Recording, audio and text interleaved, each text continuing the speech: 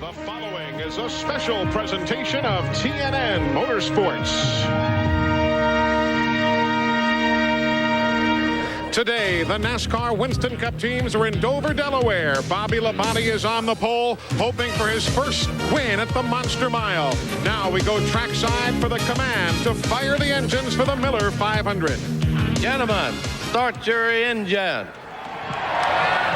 That command from Melvin Joseph, and we are set to go racing as the best NASCAR Winston Cup teams in America get set to go 500 laps, 500 miles on one of the nation's most demanding racetracks. Glenn Jarrett is alongside the front row of the Miller 500. And Eli, Jeff Gordon will start second outside the front row. He's looking for his fourth consecutive win here at Dover. His third straight Winston Cup win, if you count the Winston. Some concern in his camp this morning. Ray Evernham just told me they're a little bit concerned about this bright sunshine we're under right now. If he has some strong competition, it will come from this man, pole sitter Bobby Labonte. He has really been hot lately. He won the Busch Grand National race here yesterday. Wouldn't surprise me to see him again in victory lane. Now let's go to Matt Yoakum. Glenn, Kyle Petty starts third today. It's been 57 races. This is the last-minute trip to victory lane. Ironically, right here at Dover, he has one top 10 as a car owner. He says, I truly feel today will be the day that PE2 gets in the victory lane. Steve Burns. Dave Marcus has 47 starts here at Dover. He came in second in 1982. Today, he starts fifth. Can he place one spot better? We'll find out in 500 laps. Hi, everybody. I'm Eli Gold. Welcome to Dover Down Speedway in Delaware. All of a sudden, the sun has popped through what's been a heavy overcast day. And what does that do for a guy trying for his fourth consecutive win here, Buddy Baker? Can Jeff Gordon do it? I think he can. The team is solid. Jeff Gordon has momentum on his side. It could happen. And if Dale Earnhardt is to win, he's got to do it from dead last, Dick Berggren. Yeah, but he's won here 3 times before, Eli. He has led more laps than anybody else at Dover. His teammate, Mike Skinner, starts in 40th spot. Teammates have a long way to go this afternoon. We are about set to go racing. We're coming right back. The start of the Miller 500. It's all here live on TNN Motorsports. Glad you're with us on this, the first day of June, 1997. TNN Motorsports live coverage of the Miller 500 from Dover, Delaware is brought to you by Milwaukee's Best. When you're looking for a different breed of beer, unleash the beast. By Texaco Clean System 3 gasolines. Add more life to your car. Take it to the star. By the more than 1,550 AutoZone stores across America. AutoZone, the best parts in auto parts. And by the all-new Wide Track Grand Prix by Pontiac. Wider is better.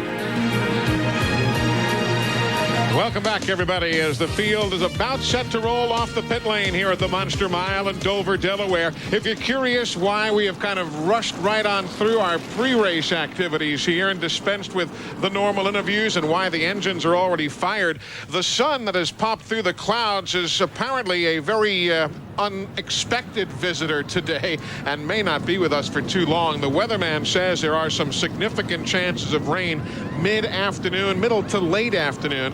And NASCAR said, listen, let's just crank them right up at noon. Let's get going and get this race in, because once the rain hits here, the weatherman is saying it'll be here till Wednesday, and nobody wants to be here till Wednesday to try and get the Miller 500 going. So, again, we apologize for the lack of the pre-race interviews, but we'd all rather see the laps. I know you guys would at home also. So they're rolling off the speedway right now. We'll be heading to the green flag shortly. Let's take a look at the starting lineup for you today.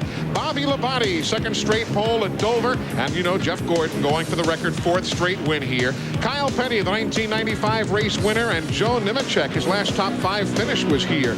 Dave Marcus, first top 5 start since 1982.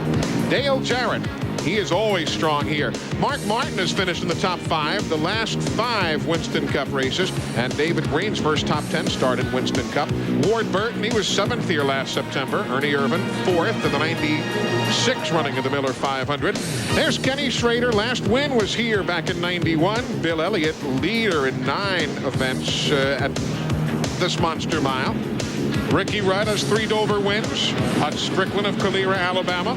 Derek Cope, a 1990 winner here. There's Chad Little, who worked with us on our telecast yesterday of the NASCAR Busch Series race. Ted Musgrave and Rusty Wallace. He has 3 straight Dover wins on his resume. Ricky Craven, Brett Bodine, they're sharing row number 10. Terry Labonte and Jimmy Spencer, his first Winston Cup start was here back in '89. John Andretti and Michael Waltrip in his 23rd Dover start. Jeremy Mayfield and Sterling Marlin. He's finished 5th here at Dover a couple of times. Jeff Green having taken over from Robert Presley and Steve Grissom in row 14. 15th row. Solid sophomore season. Johnny Benson, Rick Mast, 6th here last September. You've got the rest of the starting grid. Wally Dallenbach and veteran Dick Trickle. He had the pole here yesterday for the Busch Series race. Mike Wallace and Jeff Burton, Jeff Bodine and Morgan Shepherd. Jeff won here back in 1986. Darrell Waltrip, a 2-time Dover winner, joining Bobby Hill, and he's staying in that 77 car until they find a replacement, but it won't be long term any longer. Bobby Hamilton, Mike Skinner, Kenny Wallace and Gary Bradbury. Row number 21 and shotgun on the field of the provisional is Dale Earnhardt, the GM Goodwrench Chevrolet. Now let's give you all the stats about today's race, the AutoZone race setup and the preps for the race, brought to you by the more than 1,550 AutoZone stores across America. AutoZone, the best parts in auto parts. 500 laps, 500 miles around. Racetrack bank, 24 degrees in the corners. 9 degrees of banking on the straightaways. If you're curious about Jeff Gordon there, they're just checking out some speedy dry that was on the racetrack after some activities here late yesterday. And Glenn, they just kind of asked Jeff to go out there kind of like a rabbit, giving a once-over, huh? Yeah, they are. And Ray, what's Jeff saying about the condition of the track? He says it's just a little bit slick right now. NASCAR's going to send a blower out and blow off some of that speedy dry. And then just a few laps through it and they blow that speedy dry off. It'll be all right. What about your concern about how slick this racetrack may get with this hot sunshine out now? Well, I don't know. That's probably got more to do with my setup, not so much with the sun. We were guessing one way, went another way. So we're just going to have to be able to adjust. But luckily, we got 500 laps to do it. And that's plenty of time for adjustment. No doubt about that. Now, one of the other stories in NASCAR Winston Cup racing, who takes over from the retiring Doyle Ford? Well, the gentleman leading out in the uniform, holding the finger in the air, that is Rodney Wise. Rodney is the flag man for NASCAR Winston Cup racing today. Just behind him and his backup, that red-haired gentleman right there, that is Jimmy Howell. He will be the flag man next week at Pocono. Then the week after, it'll be Rodney Wise. The week after that, Jimmy Howell. Rodney filled in for Doyle Ford last year, you might remember, when Doyle was off with some medical problems. Jimmy Howell, he's been with NASCAR for 18 years, 11 years as a flag man, most recently in the NASCAR Goodies Dash Series. So again, on the right of your screen, you've got Rodney Wise. On the left of the screen, that is Jimmy Howell. Those two gentlemen will be alternating as chief starter for NASCAR Winston Cup racing for the foreseeable future. Quickly to the pit lane as the field will get the 1 to go signal the next time by. Eli, Ricky Craven starts 19th today, and Dover is one of the more demanding tracks on the NASCAR Winston Cup schedule. It's bad news for Ricky. He has the flu. It could be a very long day for Ricky. They don't have anyone standing by, but if later in the race, if someone should happen to fall out, don't be surprised if you see Craven get out of the car. Yesterday, Dale Earnhardt crew chief Larry McReynolds said the car was running so badly they felt like they were chasing a ghost. I asked Larry just moments ago what final changes they had made. He said, let me put it to you this way. We changed everything this morning that we haven't already changed in the last 2 days. This is our last cannonball. Only that it didn't go as back to the orange paint job we saw there at the Winston. In cars today, Morgan Shepherd. He wrecked the primary car in practice here on Friday. Gone to the backup machine, but our cameras are riding along with him. So too with Mark Martin, who has had some good runs here, but has never won here at the Monster Mile. Ward Burton, he'll be starting in the 9th spot. He's got our cameras on board here today. So does Bill Elliott. Of course, Bill is a 4-time winner here at the Monster Mile. John Andretti, he'll be letting us hitchhike along with him today in the RCA machine. And Jeff Burton, the winner at Texas Motor Speedway, starting 34th in the field. Buddy Baker, you started on the pole here a couple of times. You have 11 top 5 finishes here at Dover Downs over the years. You got to be a little careful here in the early going, don't you? Well, what you have to do is get heat in the tires first of all to make them stick well, and the racetrack itself has a little bit of sand on it, so yeah, you have to be very careful, and you also have to watch the traffic. It's basically a one-groove racetrack right at first as they start out, so the car on the outside is a little bit close to the slippery part of the racetrack. Well, folks, glad you're with us, and we are all setting in now for 500 miles, 500 laps. Following us, live drag racing from Heartland Park, Topeka, Kansas. So if you love motorsports, you're at the right spot on the dial for this June the 1st. Green flag is in the air. The Miller 500 is underway.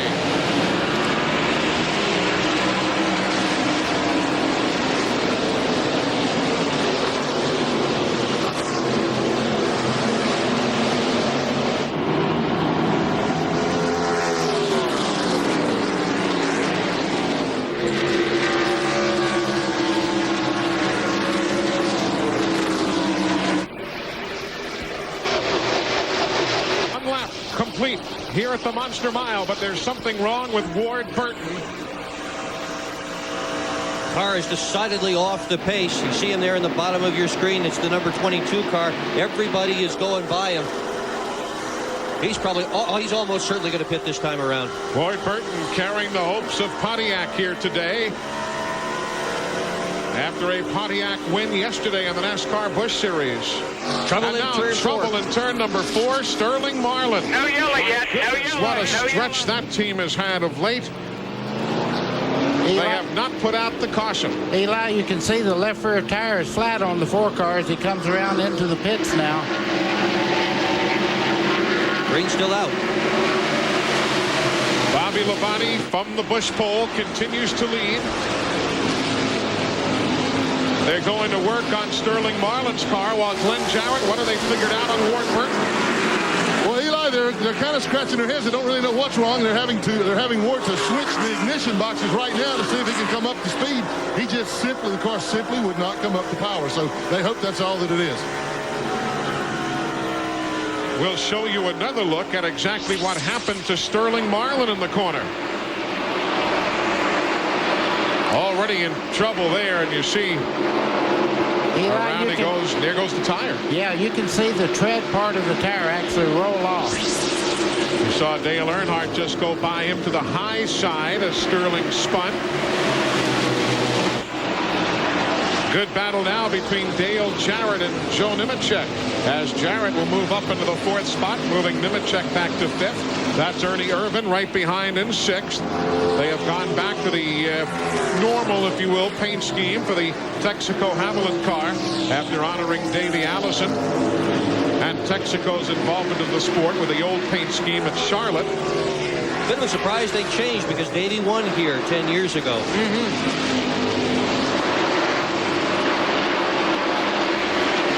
Ernie Irvan, that's for 5th. Got it, lap number 6. Let's get an update from Matt Yoakum on that tire problem that Sterling had. Eli, this is the Goodyear Eagle that came off the 4 car. As you can see, not much left of the outer shell. The inner liner, though, held up great. They don't know what cut it down, but everyone is looking at it. You can see the innards there.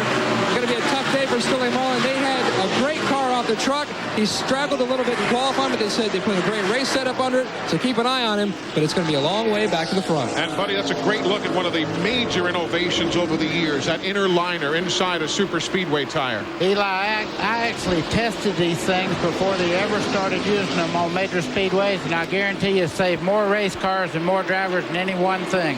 Back to the Ward Burton pit as the lead is still in the hands of Bobby Labonte. Glenn? And Eli, just as they suspected it was ignition, they switched ignition boxes. Ward says the car's okay now. They cleared the mess up, so he's okay. Just way in the back of the pack. Let's set the field for you as you watch Ernie Irvan work in 5th now. The leader is Bobby Labonte. Jeff Gordon is 2nd. There you see the interval. Kyle Petty hanging right with him in 3rd. A lot of folks thought Kyle would win the pole here on Friday. It didn't quite happen, but he was awfully quick right off the transporter. one of the conversations that's been going on in the group. Whoa! Problems, contact there between John Andretti and Morgan. Yeah, Morgan Shepherd, who's definitely not had a lot of fun here so far at Dover. See that left rear on Andretti's machine. Eli, that's the dog back there.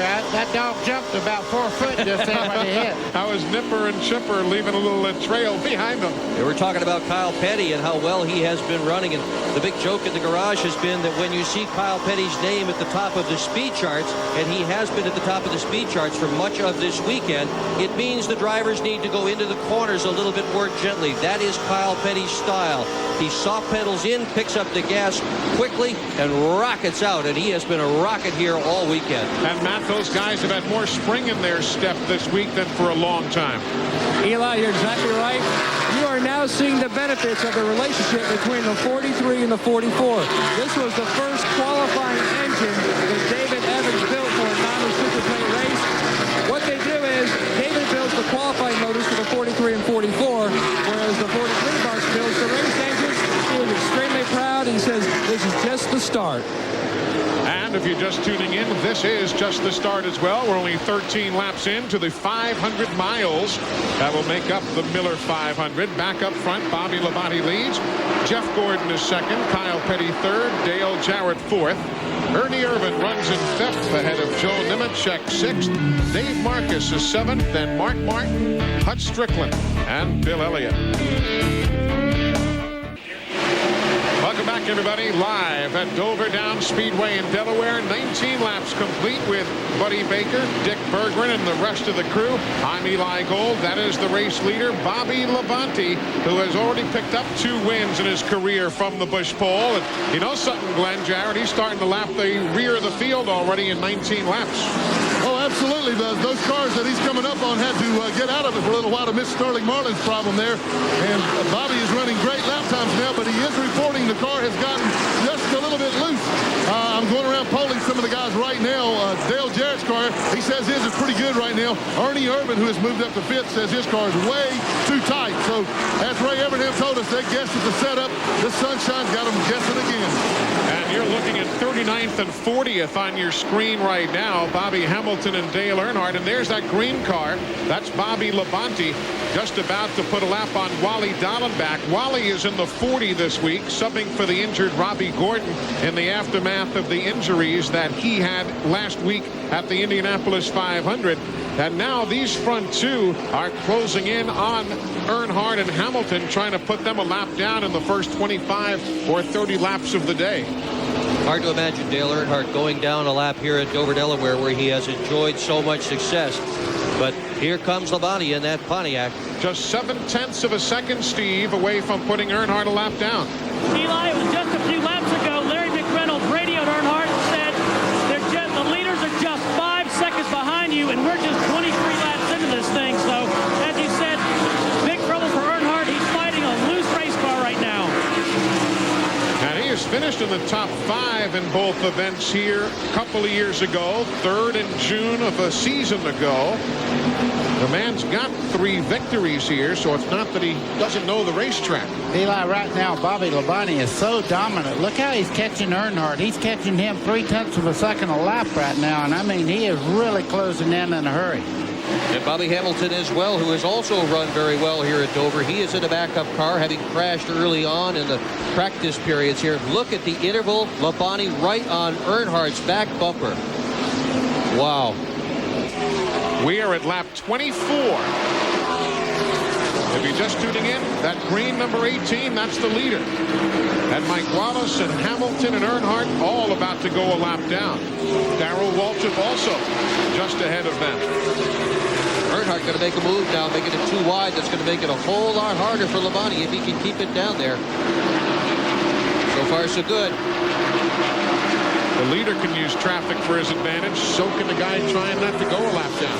There's Bobby Hamilton a lap down already, and I mean, this is the very, very start of the race. You can see that Bobby Labonte's car is able to hang right on the bottom of the track. It seems to be doing everything he wants it to do.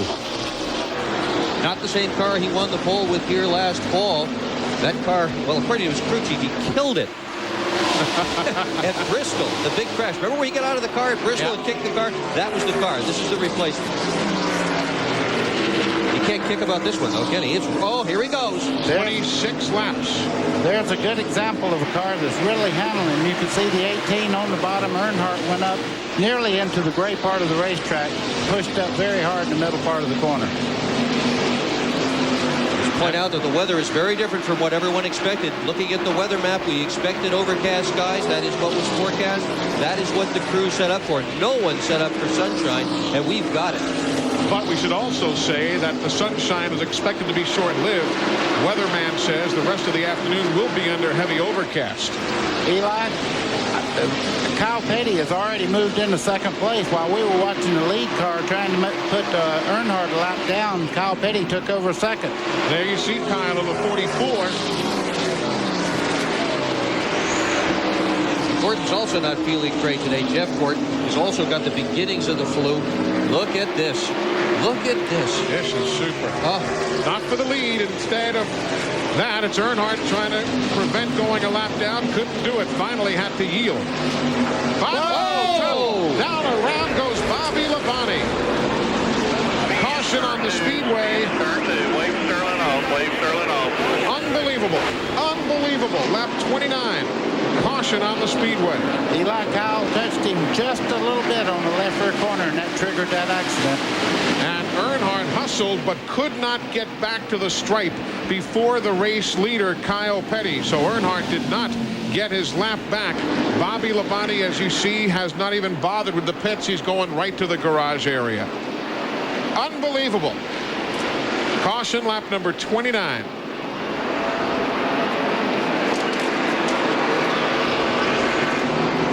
Well, that's what the Monster Mile's all about.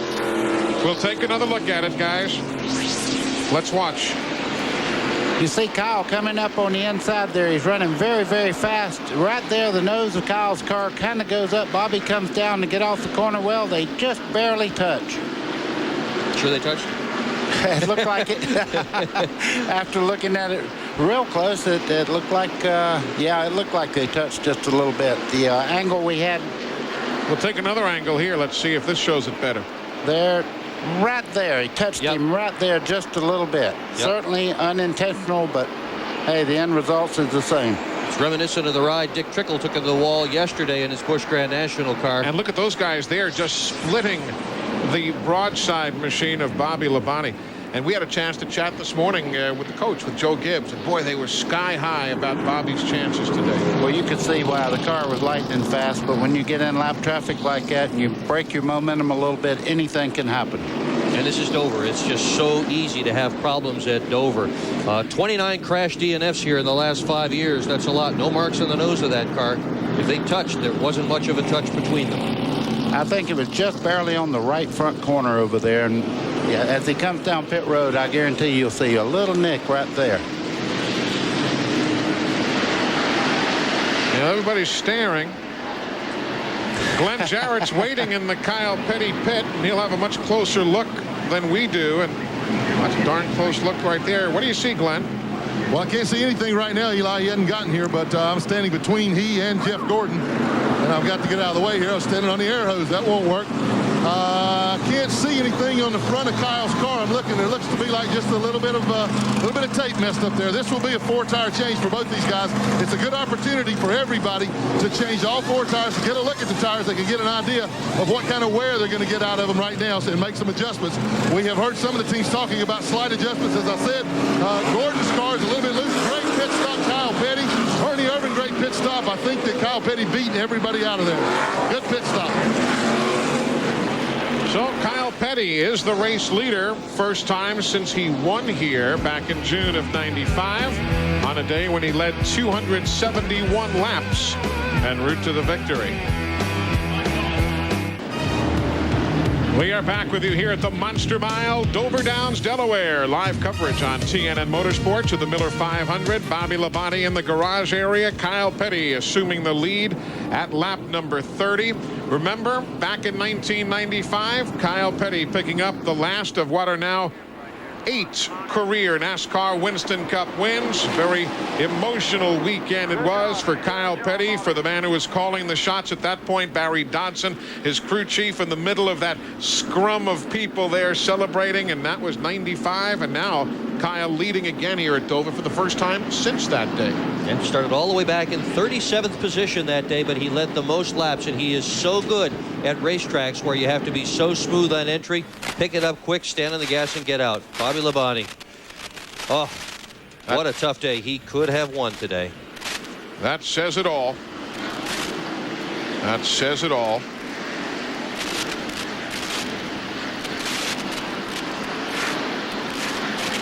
Good time not to talk to a fella. No. Just let him be. Let him have his thoughts. They try so hard. All these drivers try so hard, and the crews try so hard. And when it happens that quick, that soon, and you're running that well, it is a very difficult pill to swallow. Kyle Petty, first time he has led a lap all year. That's right, all year. Last time he led was back at the Brickyard 400 in August of '96. Nose in second spot right there. That's Ernie. He came in 10th. Well, watch Ernie. And came out in second now, so a great pit stop for the Yates bunch. Ernie runs so well at Dover, Delaware. He has led here at Dover 7 times in a row. Earnhardt never led 7 times in a row. Darrell Waltrip never led 7 times in a row. Nobody's led 7 times in a row in today's race. What about the 3 bunch, Steve Burns? Yeah, Eli, they were hard at it. They made a chassis adjustment. They added wedge by backing off the right rear. They also made a tire pressure adjustment. Dale Earnhardt said it's so loose I can barely put my foot on the gas pedal. Well, he better do it, because here comes the green in the air from Rodney Wise. Can't get his lap back. You can see Kyle Petty had no intentions of letting Earnhardt get that lap back. If you can keep him down, it's not a bad idea. Got that right. 35 laps on the board. You see Sterling Marlin running again. If you're just joining us, he had a tire problem and spun earlier. And there you see the pit summaries. Eli, you think there's any vibration inside the car? Look at the gear lever there, right on his right arm. You can see how much the transmission's moving around in that car. A lot of vibration in Mark Martin's car. Up front, Ernie for the lead. Oh, Got it. he's got it. Can he hang on to it, though? Oh, he's very, very high in the center part of turn 3. But he brings it right down. So Kyle leads from lap 30 to 36. Ernie Irvan will take over the lead at lap number 37. Back to Glenn Jarrett on the pit lane. Well, guys, one reason Ernie is running so fast right now, the car was pushing. They made air pressure adjustments to both of the rear tires, loosened the car up for him just a little bit. On the other hand, Dale Jarrett's car was loose. They made him tighter. Mark Martin was loose. They tightened him up. Kyle Petty's car said he was okay. Now here's Matt. Bobby Labonte quietly sitting in the garage area taking his thoughts. Bobby, what happened? Rick, I probably cut down on Kyle or something. I didn't realize he was there, so spun out and hit the wall. 0 DNFs this year. Can you get the thing fixed for points? I don't really know. It hit pretty doggone hard. I really don't know. We'll have to see. I can't even get it over here right now. That's Bobby Labonte, completely frustrated. He had the pole car, was going for his first win in the Winston Cup Series at the Dover High Banks. Boy, you got a feel for him. You're riding there with 15th place man Jeff Burton. Morgan Shepherd right behind him. There's a pass on Kenny Schrader, whose last win was here back in 1991. That's remarkable in its own right. It is indeed. Back up front, Ernie Irvan, we showed you taking the lead at lap number 37, and now that he's gotten the lead, he's gotten gone. So Ernie shows the way 40 laps into the 500. We are live at the Monster Mile. Jam-packed grandstands. We're coming right back. We are back at Dover Downs in Delaware. You are in the garage. We're under caution. Ward Burton, who carries our onboard cameras today, has been involved in an accident at lap number 43. Coming out of turn number 2, he, Gary Bradbury, who you see right there in the child support and recovery entry. Let's take a look at what happened off the corner, guys. Already Bradbury's there, broken loose there on the left of your screen. Dick Trickle in the 90. Trickle, yeah, in the 90 there. Andretti. Green going through the middle there. Chad Little gets through it just fine. Mike Skinner went through there running about 100 miles an hour and made it all the way through. This is one of the easiest places to get in trouble at Dover. They are on the gas hard coming off that second corner. Whoa! And when it starts to go, she's gone. There's no saving it once it gets that far sideways, buddy. That's exactly right. And the reason for that, you can see the straightaways are banked as much as some of the other speedways corners are. So when you start down the hill, you're pretty well gone. Right, 9 degrees of banking here, and as Darrell Waltrip told us on our telecast yesterday, we were commenting on how the track narrows up by 10 feet off the corner to the straightaway, and Darrell told us it was kind of like driving into a tunnel, buddy. It is, and the vision, going through the corner with the banking that you have here, you actually are looking into the racetrack, and then all of a sudden you pop out on the straightaway. If anybody's there, you're pretty well committed. Track cleanup is continuing, so it's time now for us to bring you today's crew chief chat. Ray Evernham and Robin Pemberton, brought to you by Peerless Faucets, the do-it-for-yourself faucet. I'm here with my brother, Robin. You don't know this, but there's really 5 Pembertons, right? That's right. Robin, Roman, Randy, Ryan, Ray. Ray.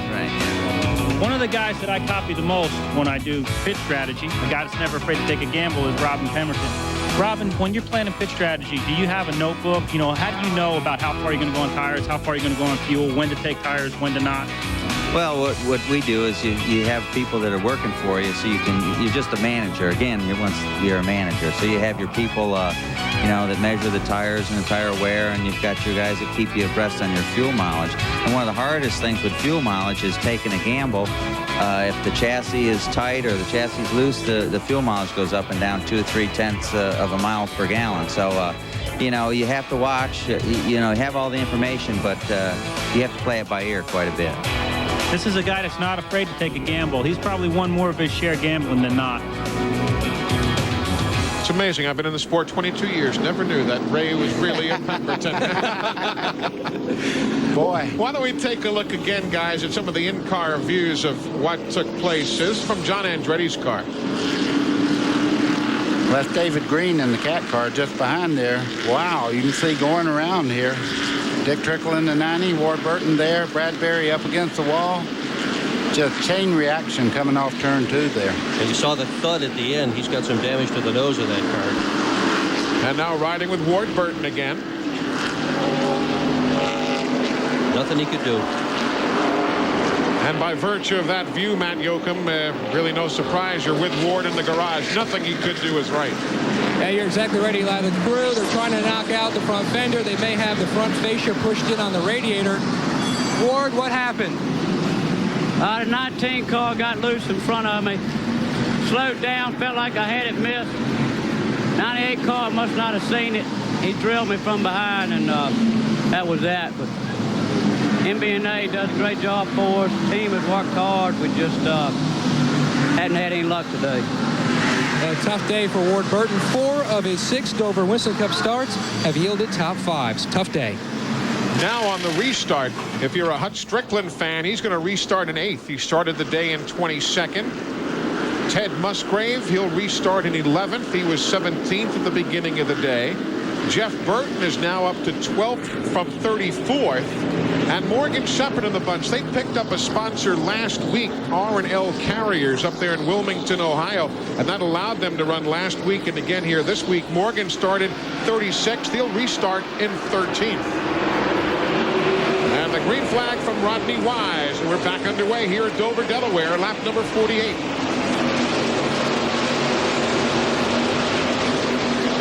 Still too deep back there. That's 3rd and 4th. You saw Gordon and Jarrett.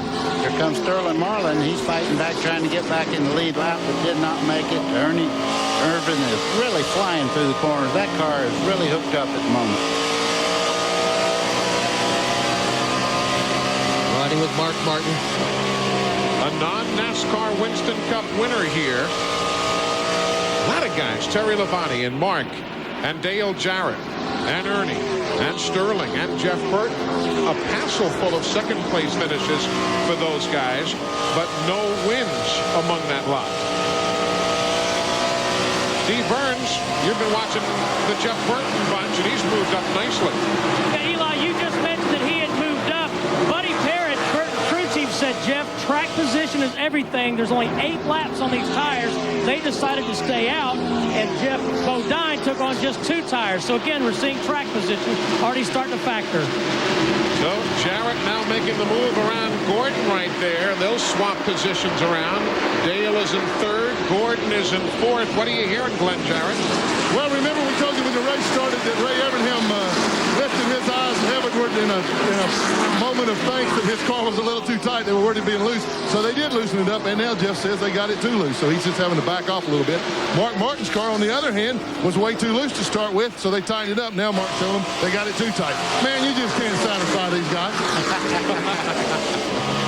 You were easy to satisfy as a driver, though, weren't you, bud? Oh, absolutely. Everything handled to me. That's why I won so many times. There is the race leader. Ernie Irvan took over the top spot at lap number 37. We're now at lap number 52. That's the guy everybody's chasing. TNN Motorsports live coverage of the Miller 500 is brought to you by Napa Auto Parts. At Napa, we keep America running. Welcome back, everybody. Ernie Irvan is the leader. You're looking at the 6th place scramble right now. Nemechek, Spencer, Rudd, Hutch, Strickland at a 6th place on back as we're working 59 laps complete of the 500. Now the bumper shot from Bill Elliott's. That bug won't see the finish of the race. Jeff Burton makes the move right there in the Exide machine. And there's Jimmy Spencer now in the 23. That's for 6th, inside of Joe Nemechek. That's the problem here, buddy. To get up in the groove, man, you can lose a ton. It's almost like the big super speedways at Daytona and Talladega. Get out of the draft and you can't get in line. This track's bad for that, too. Eli, you can see how close the car on the outside is to getting into the loose part of the racetrack where all the rubber builds up and all the dirt kind of gets flung up to the high side of the racetrack. When you get out there, you're in big trouble if you can't get back down in a hurry. Meanwhile, in the garage area, a piece of equipment is being used that we don't often see being used at a racetrack, a frame straightener.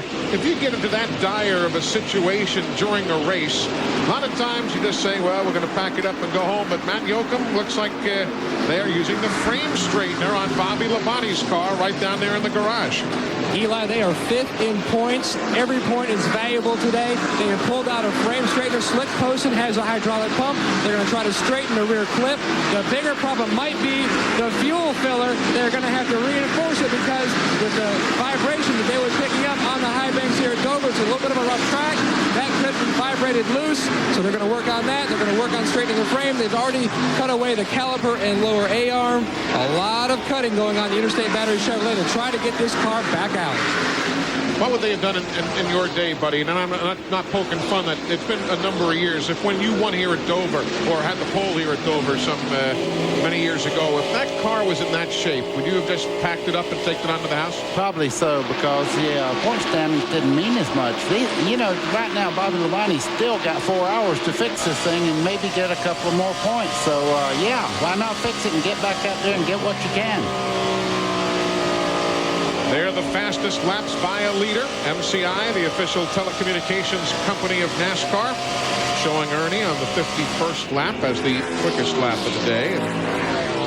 We'll go now to Kenny Schrader and Bill Elliott. They're side by side for 11th and 12th. Schrader's got the stop, or the spot, I should say. Now, Eli, you could see Bill Elliott move up, let Schrader by. Now he's pulled right in behind him. Early parts of the race, drivers remember when you're courteous like that. Later on in the race, 10 laps to go, you don't have any friends. But let me tell you, right now, that's smart, and that keeps those fenders straight. Schrader said this morning he expected a lot of himself today. Said the car was very good. He felt good. He has won here before in a long time, not since '91, but this is where he won his last Winston Cup race. He also has 13 top 10s here. So you're right. This is one of those tracks that Schrader is comfortable with.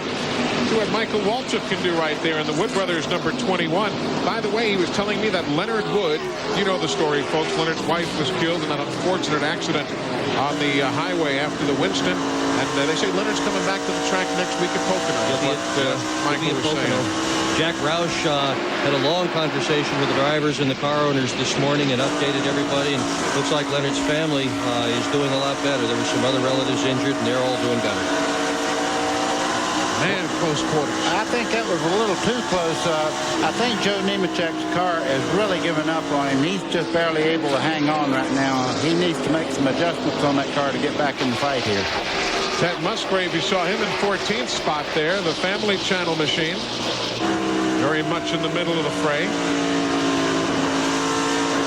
See how dark the track is getting now, though, and that's certainly something we didn't see here early yesterday after the NASCAR Busch Series race, the final practice, and the first 70 laps here today. A definite groove and a half to 2 grooves now being worked in the track. It is a 1 8/10 second lead for that man, Ernie Irvan. Still early in the Miller 500. That's what everybody is chasing today, the Miller 500 trophy here at Dover Downs Speedway in Delaware. Welcome back, TNN Motorsports live coverage of the Miller 500. The leader, number 28, Ernie Irvan, putting Darrell Waltrip a lap down now. The Western Auto Parts America Chevy goes a lap down. Mike Wallace is just ahead as the race leader now. As Ernie finally, they got things dialed in nicely. He's starting to pull away just a bit. And that team has had such a fun weekend here. The 88 guys and the 28 guys have been playing games with each other. Did you hear that van when it came into the track today? Oh, yeah. Robert Gates drove the team van in this morning, and the hubcaps were full of quarter 20 nuts. And the thing just would clunk, clunk, clunk. But that was kind of payback for last night, because the other van was at a restaurant last night, and what happened when they took off? The seats all fell back. The guys had unbolted the seats, so back they went. But I won't tell you which van it is, but one of them's got a dead fish in the back of it. It's about 2 feet long. I can't imagine what it's going to smell like when the race is over. That's 16th right there. That's where Dave Marcus is after starting in 5th spot. Dave now, as you see, backsliding to 16th position. You've got the Ricky Craven car challenging him. Dave is sponsored by the Realtree Camouflage folks and the Making of Champions. That's that Richard Childress video. That is along with the Realtree folks as a sponsor for Dave Marcus. There's Rusty Wallace goes by. Terry Labonte goes by. Jeremy Mayfield in the 37 will relegate Dave Marcus back towards the 20th spot. Rick Mast in the 75.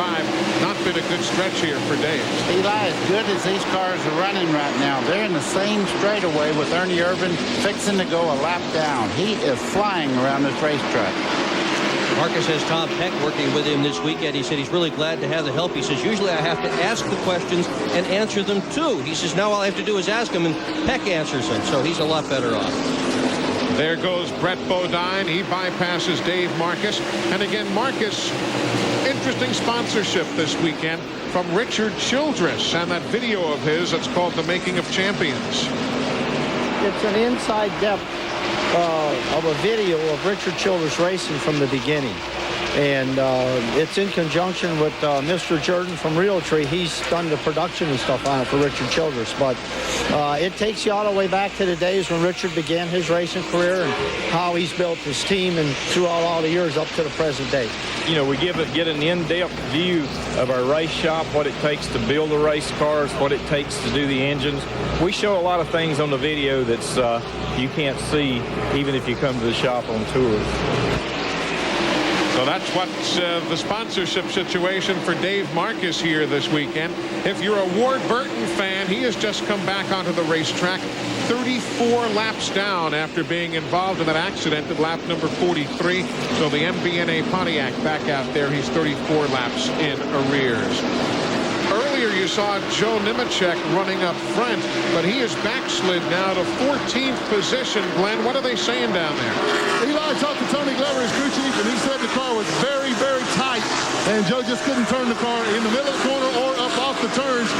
That's something that will not work here at Dover. Also, I'd like to comment about Mark Martin. I said that he was a little tight a while ago. When he was on free racetrack, no traffic in front of him, he said the car was real good. He has closed up on Dale Jarrett for third right now. Mark's running fourth, and Mark records the car getting just a little bit tighter when he gets around another race car. Jarrett, meanwhile, says his car is tight. and he's searching around on the racetrack. We're starting to see a lot more rubber on the track right now, so we're going to see some guys trying some different grooves. See Bill Elliott trying the high side. It opens the inside for Jeremy Mayfield there in the 37. And that is the battle that is ongoing now for 17th position. Well, he's got himself up high, and everybody has just been taking advantage of him. It's one after another going by him on the bottom. Rick Mash there in the 75. Meanwhile, Ernie Irvan is working traffic now here at lap number 85. There he is to the inside of Mike Skinner. The next man he'll try and pass is Jeff Bodine. Ernie Irvan leads at Dover.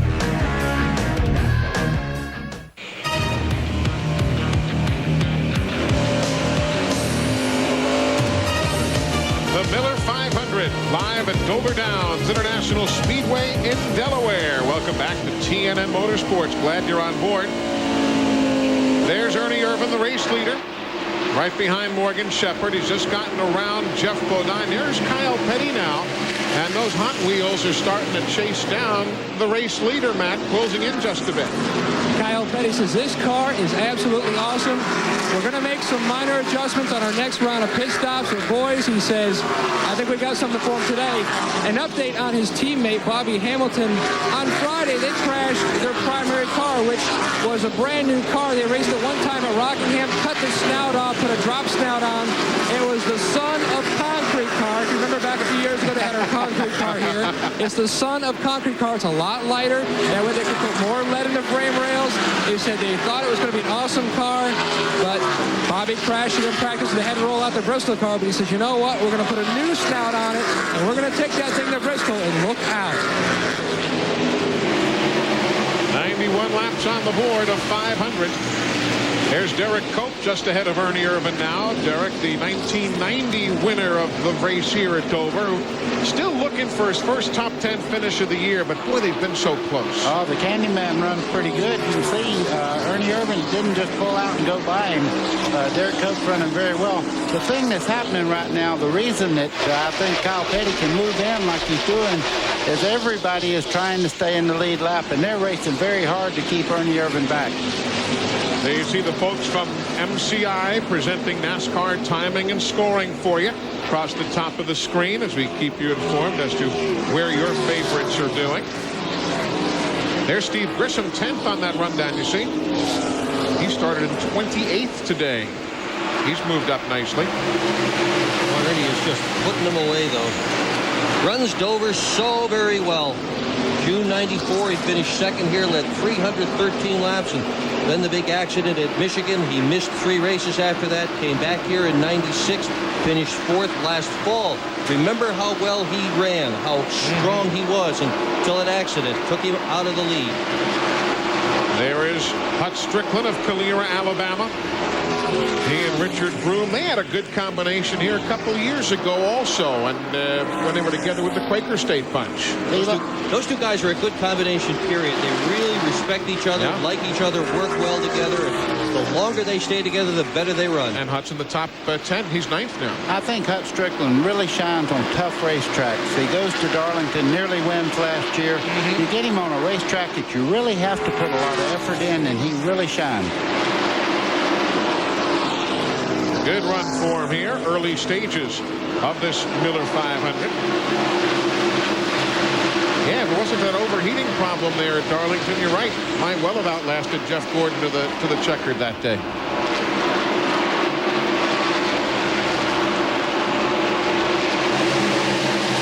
Dale Jarrett there in the number 88. Number 6, Mark Martin. He's closing in just a little bit. That separation was a good bit wider earlier. Now that's the battle for 3rd and 4th. Just ahead of them is Jeff Bodine in the 7. There he is in the QVC colors. Boy, you got a feel for Jeff. Well, yeah, he's struggling right now. Oh, goodness.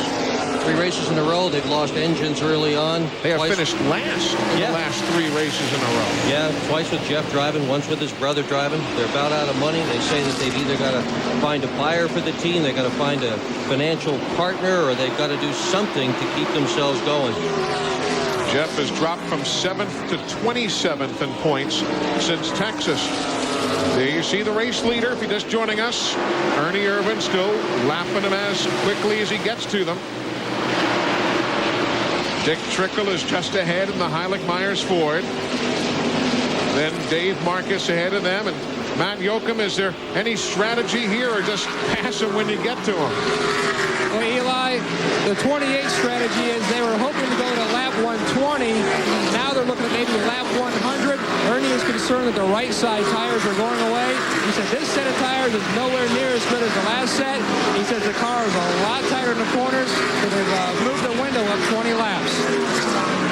Well, as you see on our countdown there, with 400 laps to go, we're now at lap 100. So if Ernie says it's time, we might be within the next lap or so. I'm watching the way he's picking these cars off. Can you run that well and be disappointed with the car? No. The answer to that is the racetrack itself is getting slicker. That will be a constant battle today because the tires do wear quick here.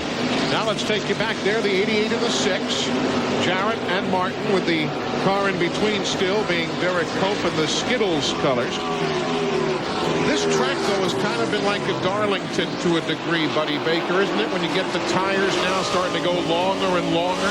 Exactly. When you unload at Darlington, you can wear a brand new set of tires out in 30 laps, and it gets better and better. And as you can see on this racetrack, see the dark part there? That's rubber that's into the racetrack. The wear will get better and better as they go all day. 101 laps on the board. Ernie Irvan still shows the way over Kyle Petty, Dale Jarrett, Mark Martin, and Jeff Gordon. Overcast now rolling back into Dover. Well, the window of pit stops now just beginning. We're at lap 108. Ernie Irvan still continues to lead. Here comes Kyle Petty, though, the first of the teams to make a stop. Glenn, it's yours. Well, thanks, Eli. Bobby Kennedy, the crew chief, told me they would be in around lap 108 to 110, so they hit it right in the middle. This will be 4 tires. They're going to make a slight air pressure adjustment on the car. We have polled some of the other teams. Jeff Gordon, they're saying around lap 125. Same thing for Dale Jarrett and Ernie Irvan. That's a little further than I thought they could go. Left sides are on. Dial is down and away. No, a good stop, right? Good pit stop. Indeed it was, 19.7. There goes Bobby Hillen in the 77, being put a lap down by Ernie Irvan. And heck, Bill Elliott, Nemechek, and Rusty Wallace might yet go a lap down here.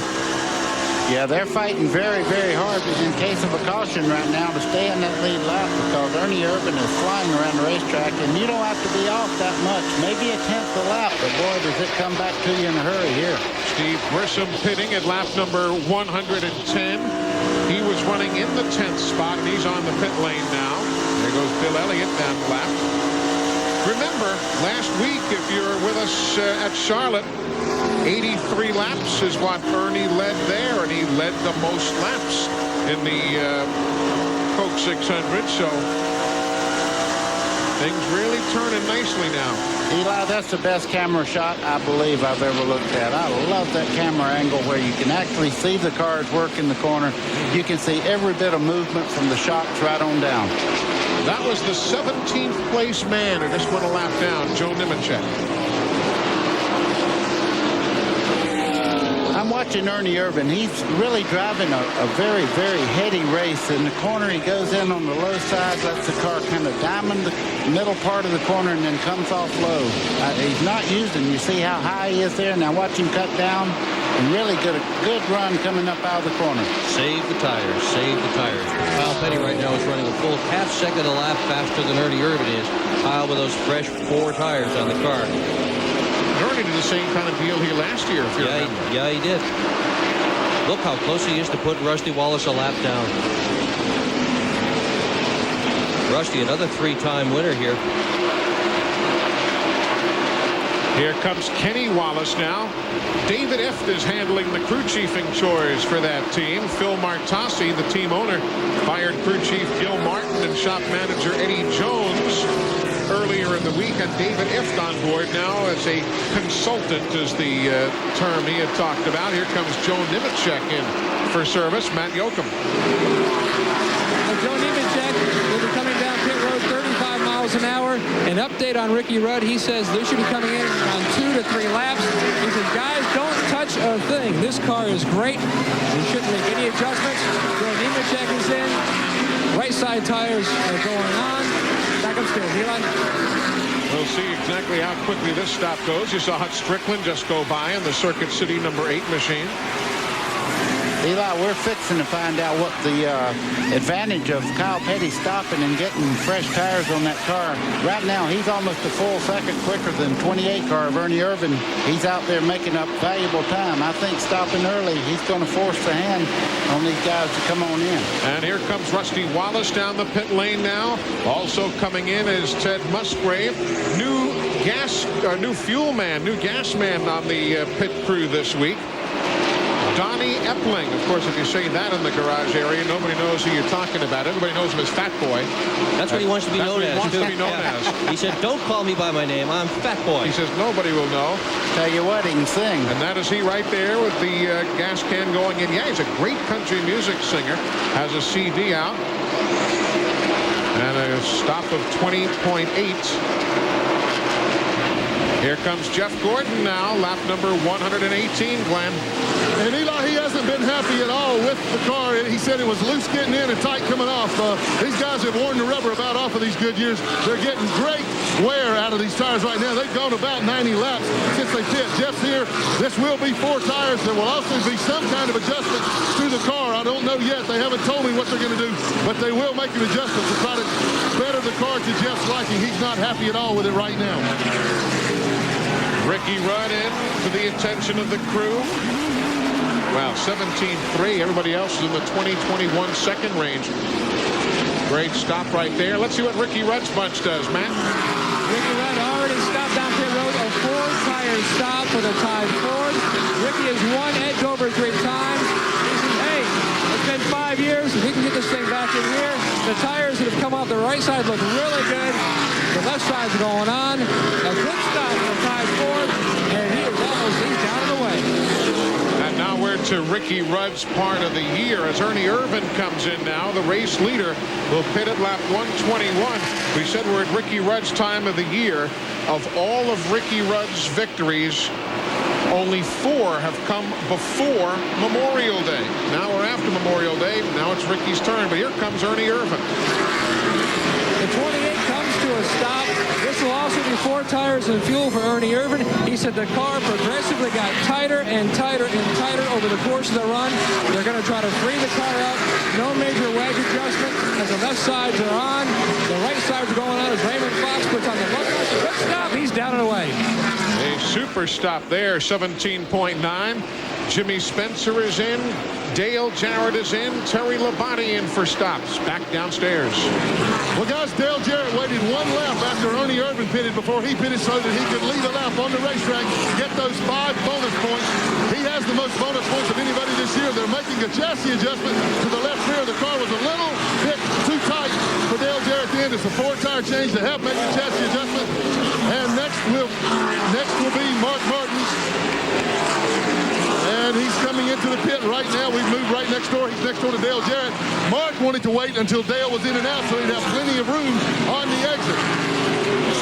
4-tire change for Martin as well. His car was just a little bit tight. They're around to the left side now. They've got the car jacked up. He'll get the left sides on and out. Now let's go to Steve Burns. And Jeff Burton had the same strategy, Glenn. He also led a lap. Came into this race 7th in points. Tony Liberati on the rear tires. Frank Stoddard on the front. Gas man is Jim Gilbert. This car is in good shape. Burton has gone 18.6 seconds. Great pit stop. If you're keeping tabs at home, Mark Martin has picked up 5 bonus points. So has that man you're riding with, Jeff Burton. He also has led a lap. Mark Martin led lap 123. Jeff Burton lap 124. Everything cycling around now as pit stops continue at lap 125. GNN Motorsports live coverage of the Miller 500 is brought to you by the more than 1,550 AutoZone stores across America. AutoZone, the best parts in auto parts. And by the Ford F-150, strength after strength after strength. We are back, and so is Ernie Irvan, back atop the leaderboard in the Miller 500 over the last few moments. While you were enjoying some messages from the folks who helped bring you these telecasts, Morgan Shepherd picked up 5 bonus points. So did Jeff Bodine. So did Johnny Benson. They all led for at least 1 lap. And now that man, Ernie Irvan, is back at the head of the field. So Ernie led from lap 37 to 121. Then for the next 7 or 8 laps, it cycled around during those pit stops. And now Ernie Irvan back at the head of the field. And just behind him, Dale Jarrett had a super stop and moved into second. So Yates has first and second. You can see how close they are there. The 88 car is moving in. Let's set it for you. Ernie Irvan, the leader. Dale Jarrett is second. Kyle Petty is third. Jeff Gordon is fourth. Mark Martin fifth. Jeff Burton is sixth. Jimmy Spencer is now seventh. Ricky Rudd is eighth. Hut Strickland 9. And 10 is going to be Terry Labonte. Take you a little bit further back. 11th is Schrader. 12th is Grissom. 13th is Ricky Craven. Michael Waltrip is 14th. And 15th is Muscraven. Good scrambles right there. That's 4th and 5th spot being contested. You know, Eli, just after the pit stops, Kyle Petty come out. He was leading the race, and all of a sudden he just started dropping back. I don't know what's happened to him. Glenn, any word? Is there a problem? Yeah, guys, I talked to his crew chief, Bobby Kennedy, and they made the car just a little too loose, so he's really kind of having to take it easy. Soft pedal just a little bit right now. They feel confident that they can get the car tightened back up, get Kyle back up toward the front. They don't want him to take any chances. The worst thing you can have here at Dover is a car that's hanging way out off the corners because it can get away from you in a hurry. We are at lap 134 of 500. If you're just joining us, only 2 cautions. One came out at lap 29 when Bobby Labonte spun after getting nudged apparently from Kyle Petty. Then at lap number 43, Ward Burton, Gary Bradbury, and John Andretti spun off turn number 2. Bobby Labonte, the only retiree of the day. Ward Burton has been in the garage. He is now back on the track, as we told you, 34 laps down. The race leaders have included Bobby Labonte, Kyle Petty, Ernie Irvan. Mark Martin has led for a lap today. So has Morgan Shepherd, Jeff Bodine, and Johnny Benson. How about tires? We've not talked about it, Glenn, like we were kind of concentrating on it yesterday with the rubber and the track. Tires, any problem? Well, Eli, right now the teams are checking the tires after that first round. This is David Funderburk with Robert Yates Racing. You can see the wear bars that they're looking for. They take this regular putty scraper, clean these tires off, and then get their readings on the wear bars across here. Everybody down here is just ecstatic with the tire wear they're getting. It is very, very good. They ran about 90 to 95 laps on that set of tires, and man, they couldn't be pleased. Goodyear has given me the okay, the thumbs up, so no tire problem here today. That's certainly great news right there. And those little tire bars, those marks there, what do they do? Actually let you gauge the remaining amount of rubber on the tire. Yeah, and they've got little devices that they stick in there and see how much rubber is left. Now, when they first came, Buddy, you're absolutely right. When they first came here on Friday morning, they were only getting 20 or 30 laps out of a set of tires, and some of the crews were wringing their hands and saying, oh, this is terrible, this isn't going to work out. And Goodyear engineers were just saying, cool it, guys. As soon as we get some rubber down on this racetrack, all will be well. And that is exactly what has happened. You see the black marks up here? We've now got 2 grooves. There's a distinct line upstairs, a distinct line downstairs. The racetrack is coming in. 16 teams on the lead lap right now. After Ernie Irvan's march through Dover prior to that first pit stop sequence. There's second place, Dale Jarrett. Eli, what I'm seeing right now, it looks to me the Fords may be getting just a little bit better than the General Motors cars. First 4 positions right now, all Fords. You know, as you look at Dale Jarrett here, to put things in perspective, 10 years ago in this race, believe it or not, Dale Jarrett was a rookie driving for Freelander Financial.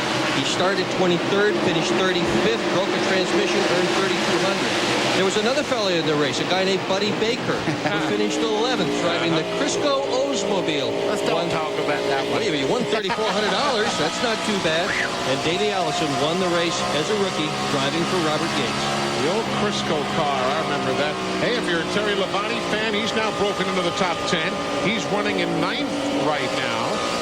So we'll keep you informed on his doings. We're riding there with the 4th place man, Jeff Burton. Jeff Burton's making a run towards the front. We're at lap 142. Lots of racing yet to go here at the Monster Mile. We're coming right back to Dover, Delaware. Hope you've had a chance to race on into the all-new and official store of NASCAR. It's called NASCAR Thunder. Gwinnett Place Mall in Atlanta, the Haynes Mall in Winston-Salem, North Carolina, the Westtown Mall in Knoxville, Tennessee, the Vista Ridge Mall in Dallas, and they tell me they're doing great business at the newest location, the Kenwood Town Center in Cincinnati, Ohio. NASCAR Thunder is the official store of NASCAR. And they've got plans for about 10 to 12 new locations to be announced here in 1997. We'll keep you informed on all of that exciting news as it comes known to us. We're at lap 149 right now of 500.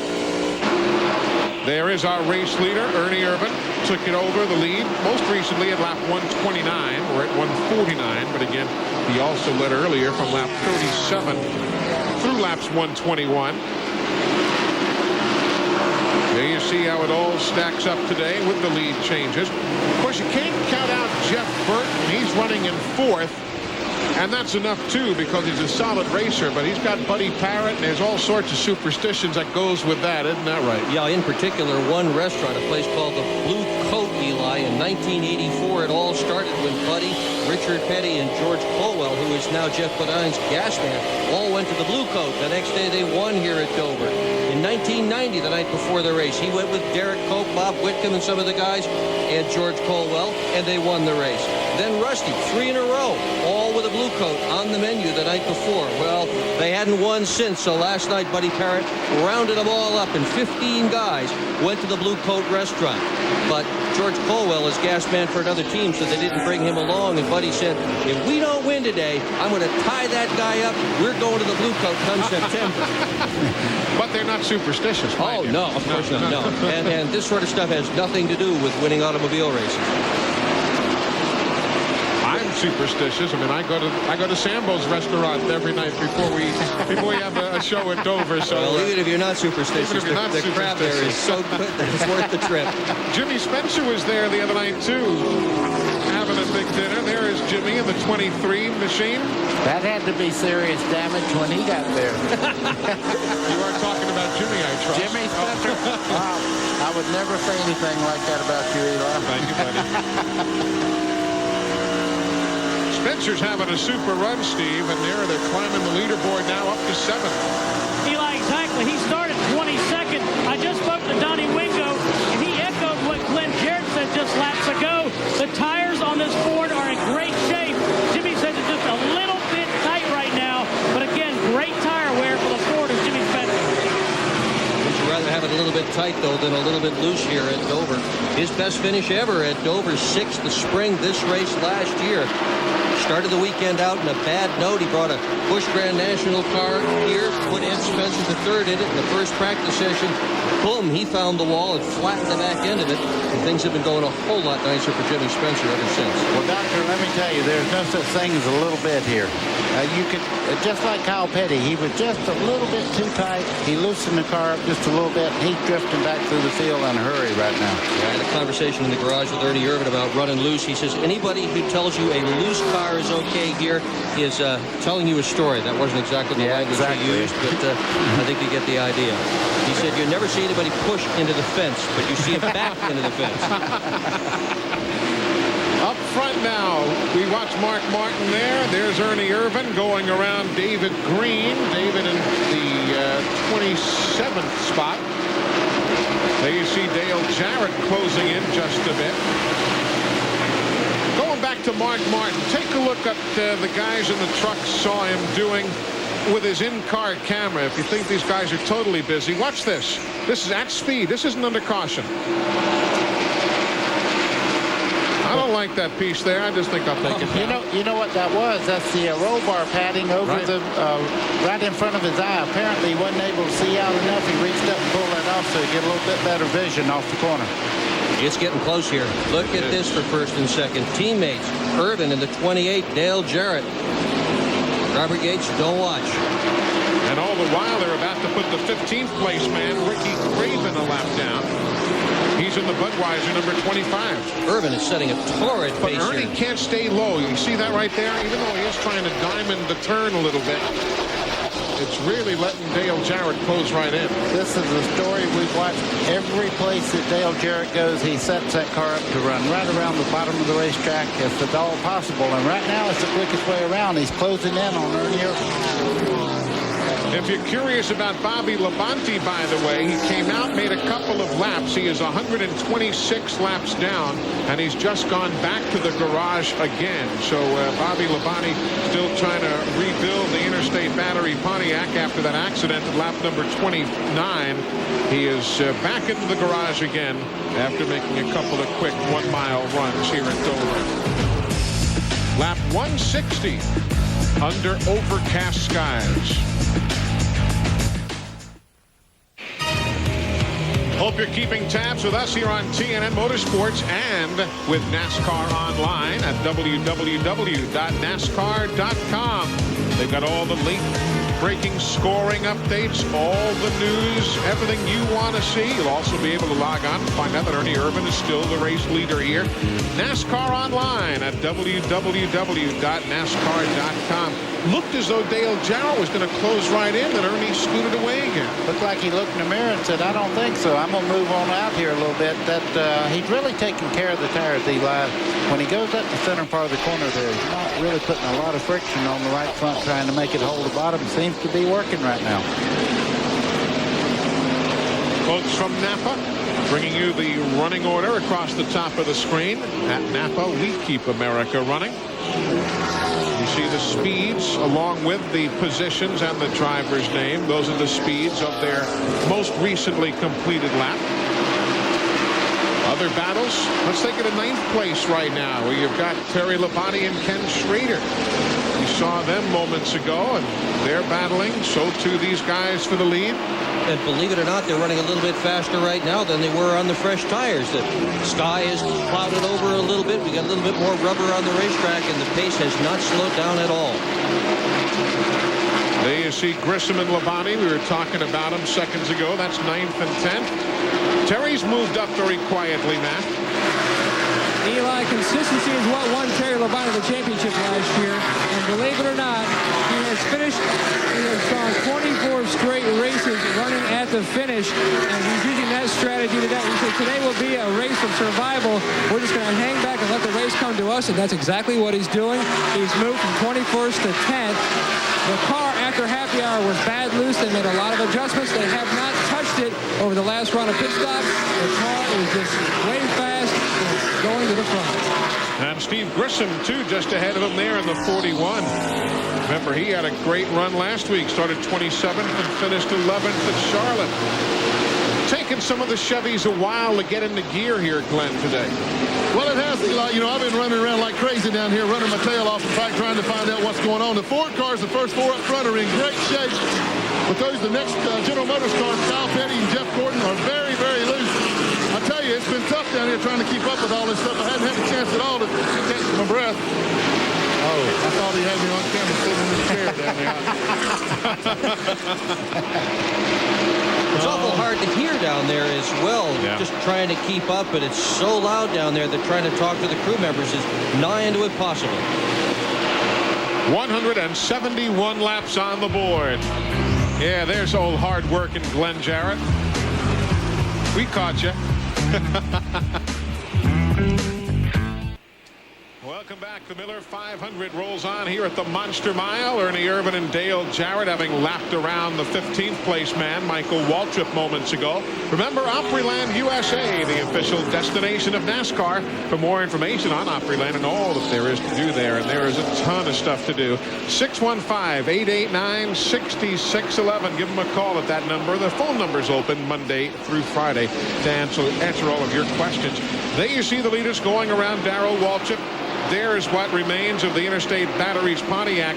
Matt, 143 laps down, but they're back out again. Eli, the reason why the 18 crew is working so diligently to keep Bobby Labonte out there, they only have a 46-point cushion over Dale Earnhardt, who is hunting them sitting back in 6th place, and they are going to keep dogging that 18 car to keep it out there and get as many laps as they can. So that's the update on Bobby Labonte. There is the lead situation still ongoing. Separated is what, 4, 3, 2 car lengths just a bit. There's Dale Earnhardt. He's in 33rd if you're curious. 2 laps down. So Dale Earnhardt, who started dead last today on a provisional starting spot, he is now 33rd, couple of laps down. Back up front, still stable at a car length. This has kind of developed into a constant strategy, and what is happening here is that Ernie Irvan in the 28 is making the holes. He finds a way to get around somebody. Once he does, Jarrett gets right in his tire tracks and simply follows him through. Jarrett not being especially aggressive trying to get around his teammate, letting his teammate do most of the work. Yeah, good strategy. Why not? And we were bragging on Hut Strickland before. Remember how well he was running? He still is running well, except not well enough to avoid going a lap down here in a moment or so. Hut's in 12th. Yates' car has just put everybody away today.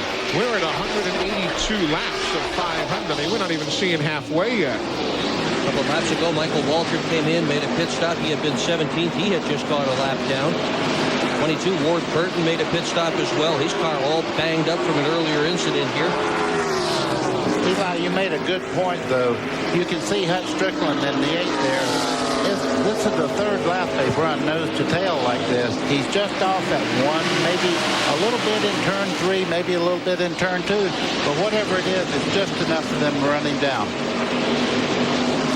Jarrett staying on the bottom of the racetrack, going through the corner. Caution on the speedway. Debris on the back straightaway. Don't know if it came off the 25 and the 16. Craven and Musgrave were there together. Caution is on the speedway, lap 185. This is the 3rd caution. There it is. You see guys going over it there, so it was clearly in the racing groove. Don't know if it was the Craven and Musgrave cars, although they were very close there just when things happened. So in any event, caution for debris. Great look at part of the Delmarva Peninsula, Delaware, Maryland, and Virginia. That is Dover Downs International Speedway. The Dover Mall is in the foreground there at the lower portion of your screen. To your left, that is US 1. That goes all the way over towards the Philadelphia area and then down towards the Delaware beaches. And again, if you're not familiar with the track, that inside horse track is what they use in much of the season. The horse races are here. On the front of the speedway, the buildings you see, that's the horse racing grandstand and the casinos that they also have. So big sports complex here, an entertainment complex. Dover, Delaware is. Eli, it's a beautiful racetrack. You know, this caution come out is save Hut from going a lap down.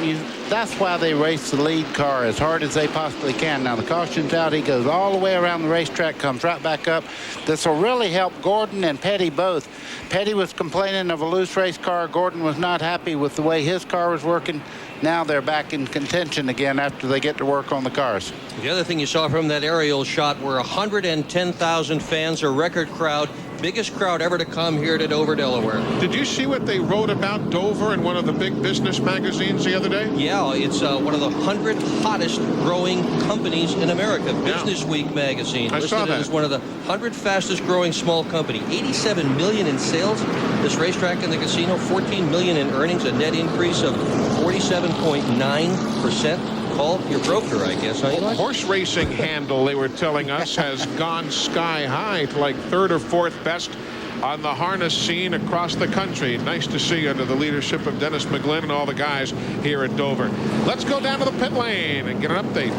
Eli, Jeff Burton is in. This is a good break for them. Although they had held their position on the racetrack, which is 4th, Jeff was not happy with the last set of tires. They changed the air pressure, and Buddy Parrott said this time we go back to the air pressure from the time before. Frank Stoddard and Tony Liberati get the job done. Let's go to Matt Yoakum. Tight is the complaints of Ernie Irvan of the 28 Haviland Ford. There'll be 4 tires. They are going to only adjust air pressure. Let's go to Glenn Jarrett. Oh, great pit stop for Dale Jarrett. He beats everybody out. 4 tires for him. Mark Martin 4 as well. Also, one of the things that everybody was looking at was the front end of their race cars. There's a lot of trash, a lot of debris on the racetrack. It's coming up, covering the grill area, so everybody made sure that they cleaned the grill area off the race cars. Some of the guys running a little bit higher water temperature than they wanted to. You guys see that drag race off the pit lane? It looked like Ernie Irvan and Dale Jarrett, teammates, darn close, getting together there. Matt, did they touch it all? Can you tell? Well, I talked to Doug Yates. He says, I think they touched down there. I've got to look at the replay myself, but that's what Ernie tells Doug. He thinks they might have touched at the end of pit road. I thought so. I couldn't quite tell. We're going to rack back the videotape and find out for you. Right now, we're going to break away under caution. Lap 186 on the board. One of those two guys is the leader. We'll find out in a moment. Getting set to go back to green, and Ernie Irvan's back on pit road. Buddy, let's take a look at what happened there. Well, as they start out of pit road, you see Ernie Irvan on the left-hand side of your screen there. This is Dale Jarrett right here. I'll clear that, and I'll show you right as they move along here. They hit right there, and that's why they're working on the left front corner of the 28 car of Ernie Irvan. Matt, how significant was that damage on Ernie's car? Eli, they pulled out the Roush roller. They rolled the wheel well opening. There was a little bit of damage to the left front fender, have you? But they don't think it's going to be anything major. Nothing major suspension problems. Glenn Jarrett. Well, there is a little bit of damage on the right rear corner of Dale Jarrett's car. It doesn't seem to be affecting him at all. So obviously, damage to the rear of the car like that can be much less serious than damage to the front of the car. They don't seem to be concerned about it down here. Just one of those things could happen. Could happen to anybody else. Don't like to see it happen to teammates. Of course, now with Dale Jarrett showing the way up front, Ernie Irvan is mired way back. He's 13th on the scoreboard, Ernie is, but he is way back in the middle of all of the traffic. So we'll see how he can snake his way to the front. A little bit of damage to the right rear quarter of that number 88 car. The fender well itself is just pushed up. The slightest bit does not appear to be anywhere near the tires. Jarrett should be fine. Irvan, on the other hand, all the way back in the serial running order. That hurt him a lot. He is now at the tail end of the lead lap. There you see, from 1st to 13th after that second pit stop. That is after 2 pit stops there for Ernie. He came in with everybody at lap 186 and had to pit again to go to work on that fender at lap 188. Eli, the other thing you have to worry about a little bit if you're Ernie Irvan, when you hit on the left front corner like that, it can knock the toe out just a little bit. Maybe not, though.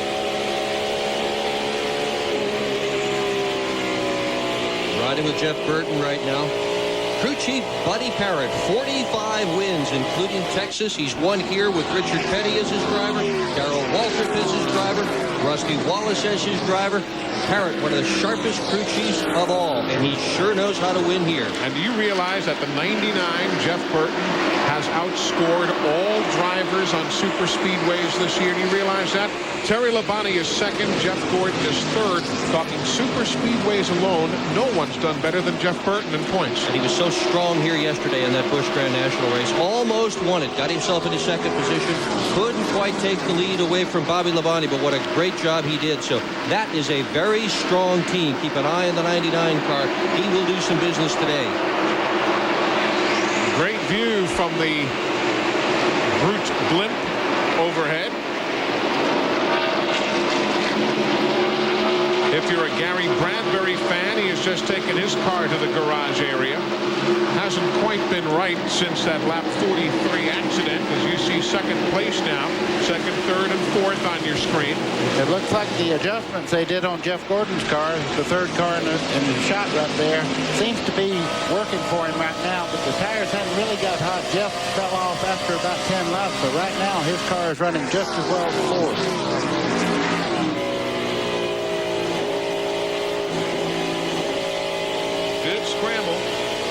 Looking back at Jeff Gordon, remember he has won here 3 times in a row. The team has not gotten the car as hello.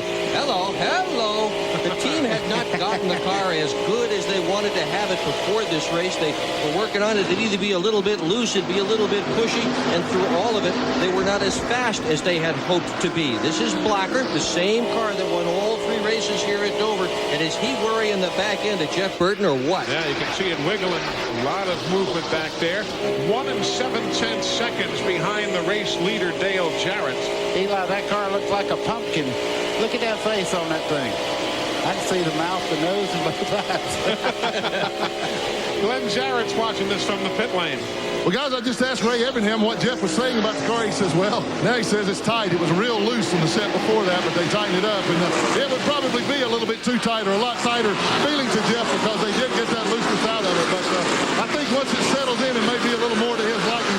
Ray says they just keep adjusting on it every opportunity, and hopefully eventually that they'll get it right. Up in the wall right there goes Brett Bodine. The close calls car has a close call with the wall. You can see the right side of the tires are rubbing the fenders there. That's the smoke you see coming out of the back of the 11 car, Brett Bodine. No caution. We are staying under green. Rodney Wise has not shown the yellow. Brett's coming towards the pit lane to the attention of Donnie Richardson and the crew. Here comes Ward Burton. He will pit as well as we are at lap number 200. 200 down, 300 to go.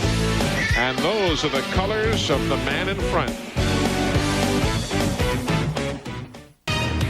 TNN Motorsports live coverage of the Miller 500 is brought to you by Napa Auto Parts. At Napa, we keep America running.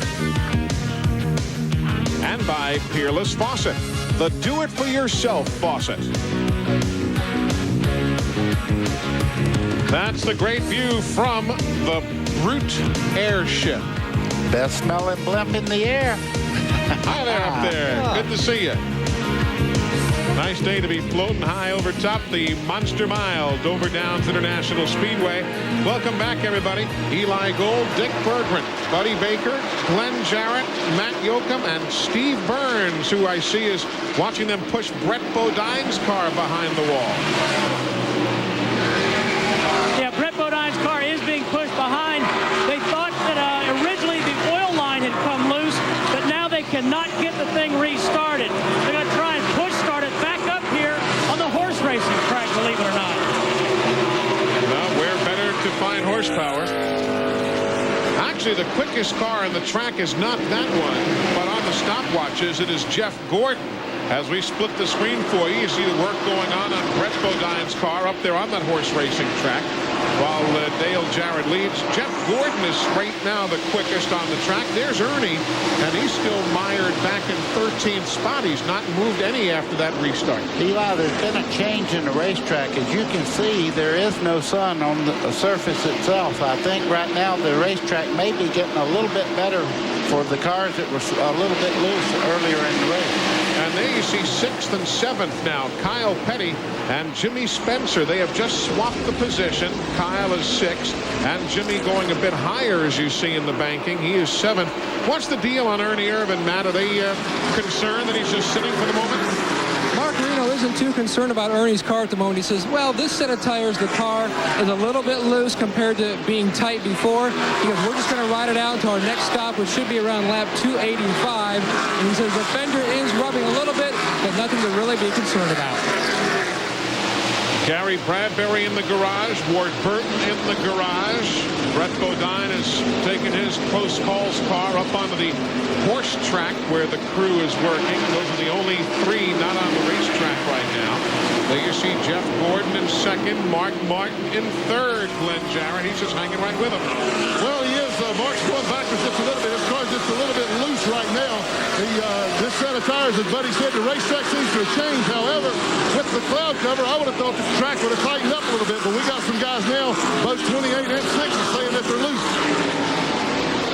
You know, one of the things we're hearing more and more conversation about loose. Goodyear has changed the tires. There's about 3/16 of an inch more stagger here now than there was last fall. Means the left rear tire is a little smaller than the right rear tire, and that will tend to promote it. That will also tend to help the tire wear on the right front, which had been a problem here last fall. So tires are always a gamble, always a guessing game, with the engineers trying to figure out the best combinations, crews trying to figure out what to do to go as fast as they can. One thing that can happen when the racing surface itself gets a lot better, the right front gets better traction. That makes the back of the car want to kick out. So when it gets like it is right now, when it's cool, the whole race car gets better bite around the racetrack. Showing you the interval there between Martin and Jeff Gordon. Still looking for Dale Jarrett. And there you see the interval from first all the way back to second and third. You know, Jimmy Spencer's he was up in the fifth just there, and Kyle Petty has now moved into fifth, but Jimmy Spencer's having an excellent run today. He is. Jimmy's doing very, very well. Likes this track. So is Jarrett. But you know, as well as Jarrett is running, I am sure that before he got into that race car today, he was thinking about the last couple of years here at Dover. Remember, he had 4 DNFs in a row, all crashes before September of last year. But has he got his problems solved? We hope so. He has not DNF'd since June of '96 Pocono. Should he make it through today, Dale Jarrett will go an entire year finishing every single Winston Cup point race. An incredible accomplishment. They have gotten Brett Bodine's car refired, and he's coming down off the horse track towards the super speedway. What'd they find, Steve? Eli, they in fact found an oil leak. They had a little problem finding it, but they did pinpoint it. They got everything put back together, and he has left the barn. So he is 18 laps down, but Brett Bodine is back on the racetrack. There's Dale Jarrett putting a lap on Wally Dallenbach, who drives Robbie Gordon's car this weekend, as we're at lap 217. Winnebago Industries, the official motorhome of TNN, helping bring this telecast to you. Stop by your local Winnebago or Itasca dealer now and see the new models available. For more information on the Winnebago Motorsports team, please call 1-800-643-4892, extension 2. Commercial transportation for this broadcast has been provided by Ryder, the official transportation company of Opryland. This broadcast also sponsored by Featherlight Trailers, the official trailers of NASCAR, CART, IRL, and major sponsor of the NHRA. Remember to call Featherlight for all of your trailer needs at 800-800-1230 or 319-547-6000. We are live watching Dale Jarrett show the way here in the Miller 500 Dover Downs Speedway in Delaware. Just an hour's drive from Philadelphia. There you see Jeff Burton. He's running in the 4th spot, Steve Burns. Yeah, the 99, they think they have a bad set of tires. We're going to head down and talk to Buddy Parrott. Remember, they changed the air pressure back from the last set, but evidently they haven't gone the right way. So that's the update there as they try and do a little work and see where they can get that car dialed back in. Dale Jarrett putting a lap on Dave Marcus in the number 71. Eli, we constantly hear people say we got a bad set of tires. A lot of times they'll change the air pressure. It does not mean the set of tires all are bad. What happens is you try to adjust the car. Oh, Steve Grissom in the front straightaway. He spins down the main stretch, catches the wall inside and outside, and we are under caution. Steve Grissom, lap 225, and caution is on the speedway.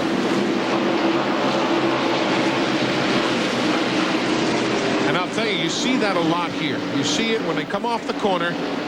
More often than not, you'll hit both the outside and the inside. Well, you can see it's a self-cleaning racetrack. It's got a lot of bank on the straightaways. When you hit the outside, it goes right over to the inside. When you hit the inside, you're still running so fast it shoots you back across the racetrack. Cleaned Grissom right off the racetrack and into the wall on the inside, didn't They call it self-cleaning. That's what a bank is. If you put a ball at the top, it'll roll to the bottom. That's what I'm talking about. Grissom was running in 8th at the time of the accident. Overcast skies as we check in with our hippy-dippy weatherman. Hey, thanks. I've been waiting to do this all my life. You see the little cross right here? That is the middle of Delaware. That's where we are. This is the state of Delaware. Up here's New Jersey, Maryland, around Pennsylvania to the north up here. You can see, hey, pretty good, huh? You can see right now that we're pretty clear. Some clouds offshore here. That's not going to bother us. What we're concerned about is this piece of weather down here. You can see some pretty significant storms down there. The yellow and the reddish orange areas there. Pretty good thunder cells right there. That is moving very slowly northeastward. They think that may get here right now. They think it's at least an hour away. So we've got plenty of time to get this thing past halfway. All the guys on the cars that are running up front, they're looking, they've all been over here looking at this weather map, trying to see just what they can plan on. Right now, they better plan on racing for at least another hour. Any cumulonimbuses in the area there, Glenn? Say it again, Eli. Any cumulonimbuses in the area? Oh, yeah, there's a bunch of those. I saw some Cirrus and some of those other guys, too. Let's take a look again at what happened to Steve Grissom bringing out this caution. Let's watch here. Already off the outside wall. Eli was looking directly at him. He come off the corner, got a little bit too high, hit the outside wall, come across the racetrack, spun down into the inside wall, really hit hard on both sides.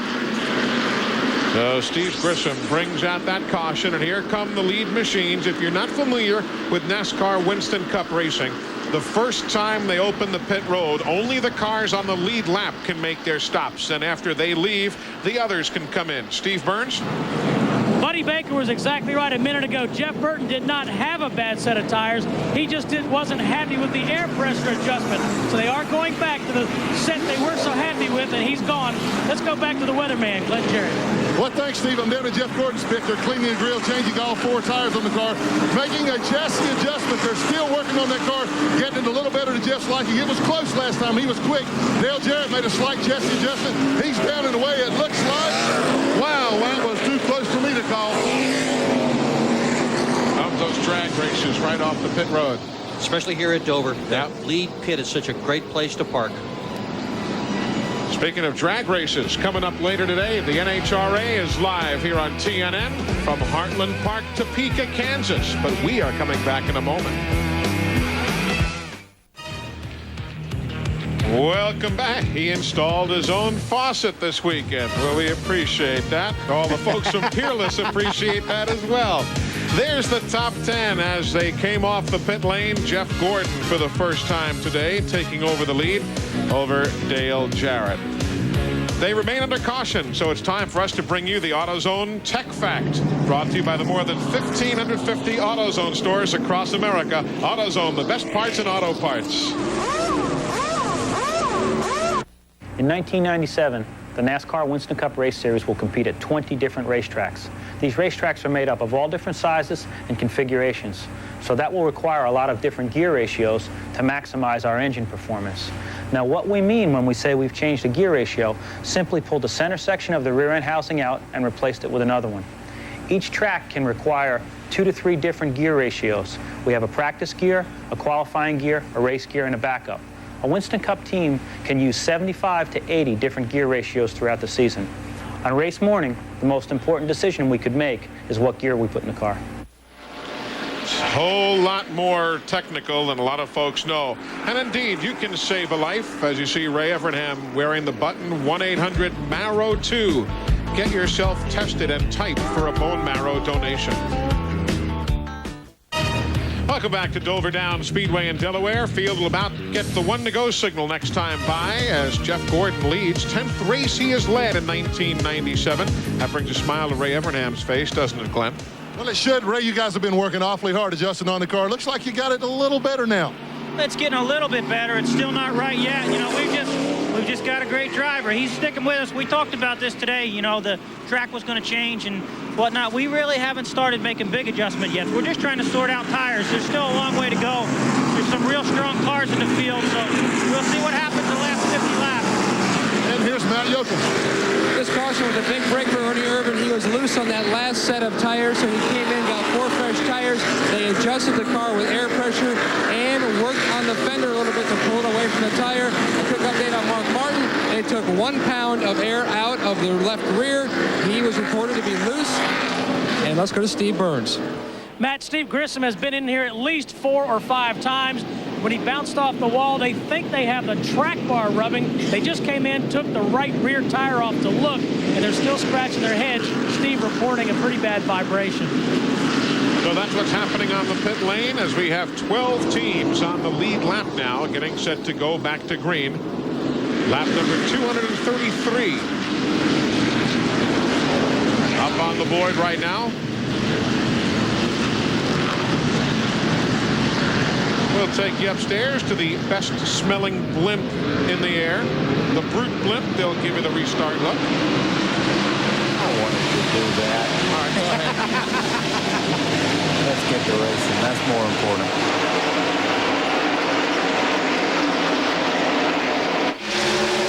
Dale Jarrett going outside of Michael Waltrip's machine to hang with the race leader on that restart.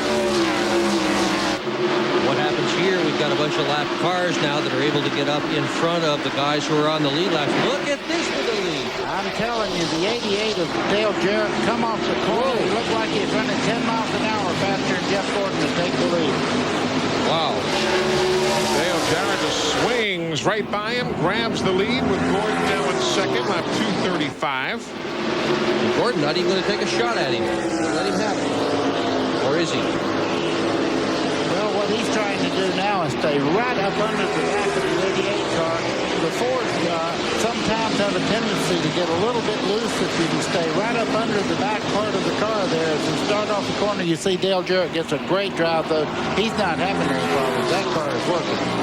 Yeah, it doesn't seem to matter whether it's overcast or sunny or whatever it is. Jarrett has been fast. Right now, the sun is leaking through just a little bit. And that'll change the racetrack yet again. Here comes Gordon.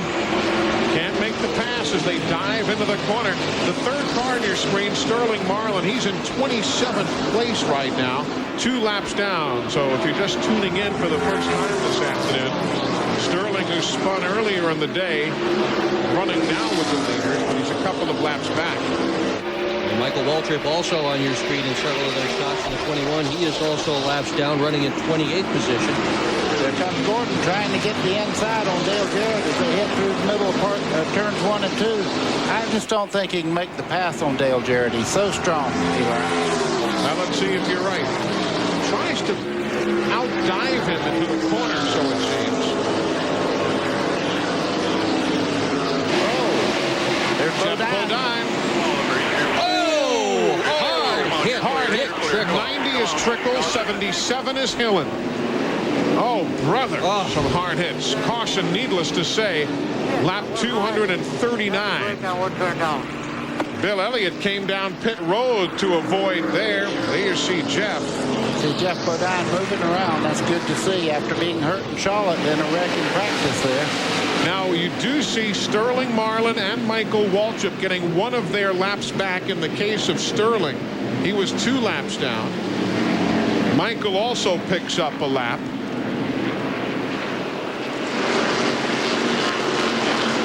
We'll get everything sorted out for you. You see Jeff Bodine walking away from the QVC car. That is he with the 2 medical folks to his left. They're still checking inside both Dick Trickle and Bobby Hillen's cars.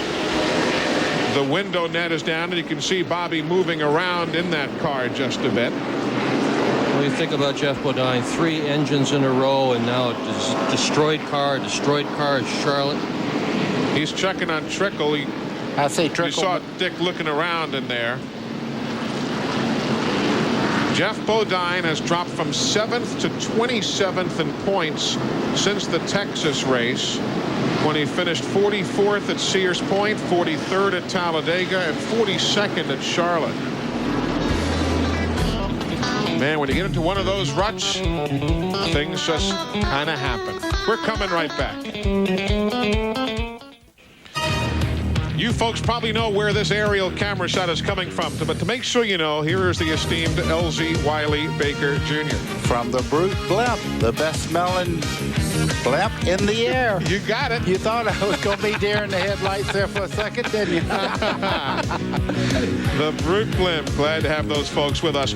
All 3 of the drivers are out of their cars now. Let's take another number of looks at this vicious series of hits we just saw there in the corner after Jeff Bodine spun to start it all. Let's watch. There's Jeff. Well, you see Jeff up against the wall there. Apparently, he cannot hold the car up there. It's broken the steering. He starts down. You see the car just trickling down. Wow, Dick Trickle hits him and then comes along Bobby Hillen, really smacks into Dick Trickle. I mean, that was severe hits. That's the whole right front off of Dick Trickle's car coming down the racetrack there. Nemechek ran over a good bit of debris, too, as we watch it again. He'll be late on the incident, but Nemechek runs over a bunch of stuff. Oh, hard hit. Trickle almost got that thing over. He hit so hard. Look at all the debris bouncing around on the racetrack. Get an in-car look at this. Yeah, now watch this. The camera's going to take a hit here and go to black for a second, but then it's going to come back. So just hang with this here.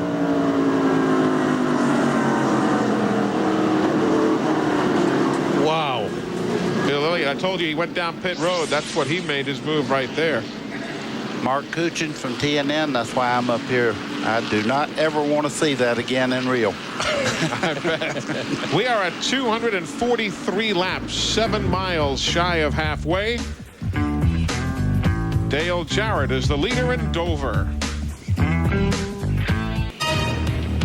Welcome back, everybody, as we continue. Track cleanup underway in the aftermath of that 3-car accident up in turns 3 and 4. Let's take a look at the Haviland point standings for you. Haviland Formula 3 motor oil adds more life to your car. Doesn't get a whole heck of a lot tighter than that. For Dale Jarrett is our race leader, and there you see him in 3rd in the point standings right now. Pretty good battle here in the mid stages. There's Todd Parrott climbing down from on top of the war wagon. Glenn? Well, Todd, you guys have been chasing the 88 a little bit today, too. I know you've been making quite a few adjustments. How's the car now? It's not bad. You know, this set of tires we got on the car right now is just a little bit loose. Been fighting. But there at the start of the race, it was real loose, and got it tightened up a little bit. Wasn't too bad. Now the set of tires here, the car's a little bit loose. All in all, it's not too bad. Just real sorry that had that bad luck down on the end of pit road. You know, they flipped the paddle board right in front of Dale, and he had to slam on the brakes, and the 28 car didn't have nowhere to go. So we hate that for them guys because they had a great race car. Well, now, of all the things you're doing to the race car, I saw your main concern a while ago was working on the ladder here. What were you doing? Well, this fat guy weighs a lot and just stands on this metal right here. His feet hurt, so I had to pad it up a little bit and get her just right. Spoken like a true fat guy. I'll be darned if I'm going to jump into this one. There's the damage on the right rear corner of Dale Jarrett's car. Occurred earlier today. Here it is again. Watch that. Here comes Trickle. Oh. Wham. And there's Hillen. Trickle is going to remember this weekend between yesterday's crash and this. Wow. That spindle, the whole front attachment there off of Bodine's car that was not completely loose and down pit road. Matt Yoakum's with Jeff Bodine right now. Scary moment there, Matt. Well, the good news, Eli, Jeff has walked out of the infield care center under his own power. The car, not so lucky, has come in on the hook. Looks pretty bad. Jeff, what happened? I guess, greed, stupidity out there by a driver. I'd let Terry go by. I'd passed him, but he was in the lead lap. I was kind of holding him up, so I was letting him go by in a 3, and there was a big hole between us, and I was just getting down in a hole between Terry and the guy behind, and the guy behind got a little greedy, drove in there and run into me. It's really crazy this time of the race. He saw that it let the 5-car go by, give him a break, and he didn't want to give me a break. He caused a heck of a wreck, and I guess maybe he should own his own car for a while. Maybe he does. I don't know. But that was really a bad move, and I'm sorry. We had a great car. We got lapped down. We had a pit and got behind a lot of cars and got held up by those cars, and the leaders caught me and lapped me, but our car was as faster, a lot of times faster than lead cars. You came off the wall so fast. Did you not have any brakes? I had the brakes on. I don't know if I didn't have any or just because you get up in the slippery stuff, and that's quite a bank. You just slide down. It wouldn't stop. I knew what was coming. I knew somebody was going to hit me, and I'm just glad I didn't get hit in the door. I got hit in the left front. Well, the good news is Jeff Bodine is okay. Jeff is, and right, it's 24 degrees of banking that Dover Downs has. Now, there's Terry Labonte. We kind of just looked back on the video, and we don't go all the way back to what the start of the incident was that Jeff was talking about, so we don't have any visuals to share with you. Dick Trickle has just come out of the care center, Matt. Dick Trickle, boy, 2 tough days for you. Well, you know, it's a deal where I was a victim here again, you know. And, Jeff talking to him back in the ambulance, he tried to let Bodine go and let Labonte go and slipped in a hole and got hit in the back. We come around, here's a crash. My spotter gave me a good warning, but the more I tried to slow down, the more it wouldn't turn. And, I thought this car, Jeff was trying to stop his car from sliding down the track. It wouldn't happen. I'm trying to cut below him.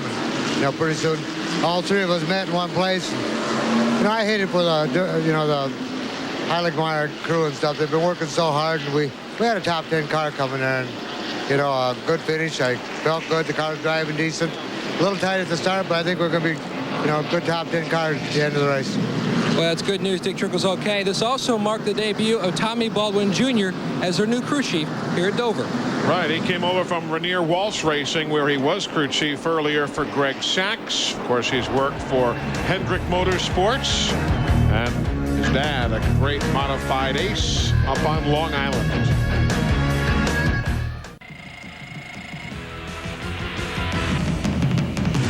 At the Miller 500, Bobby Labonte led, but was spun at lap number 29. Lap number 43, Ward Burton, Gary Bradbury, John Andretti spin off turn number 2. Then pit stops, lap 186, coming through. Ernie Irvan and Dale Jarrett get together. Rodney Wise atop the flag stand as we get set to go back to green halfway home. And remember, only 4 of 11 races have been won by the driver leading at halfway. Matt Yoakum's in the garage area. Eli, another victim in that last altercation was Bobby Hillin. Bobby, what happened through your vantage point? I'll tell you what, all I saw was Jeff he was up against the wall, and I started slowing down.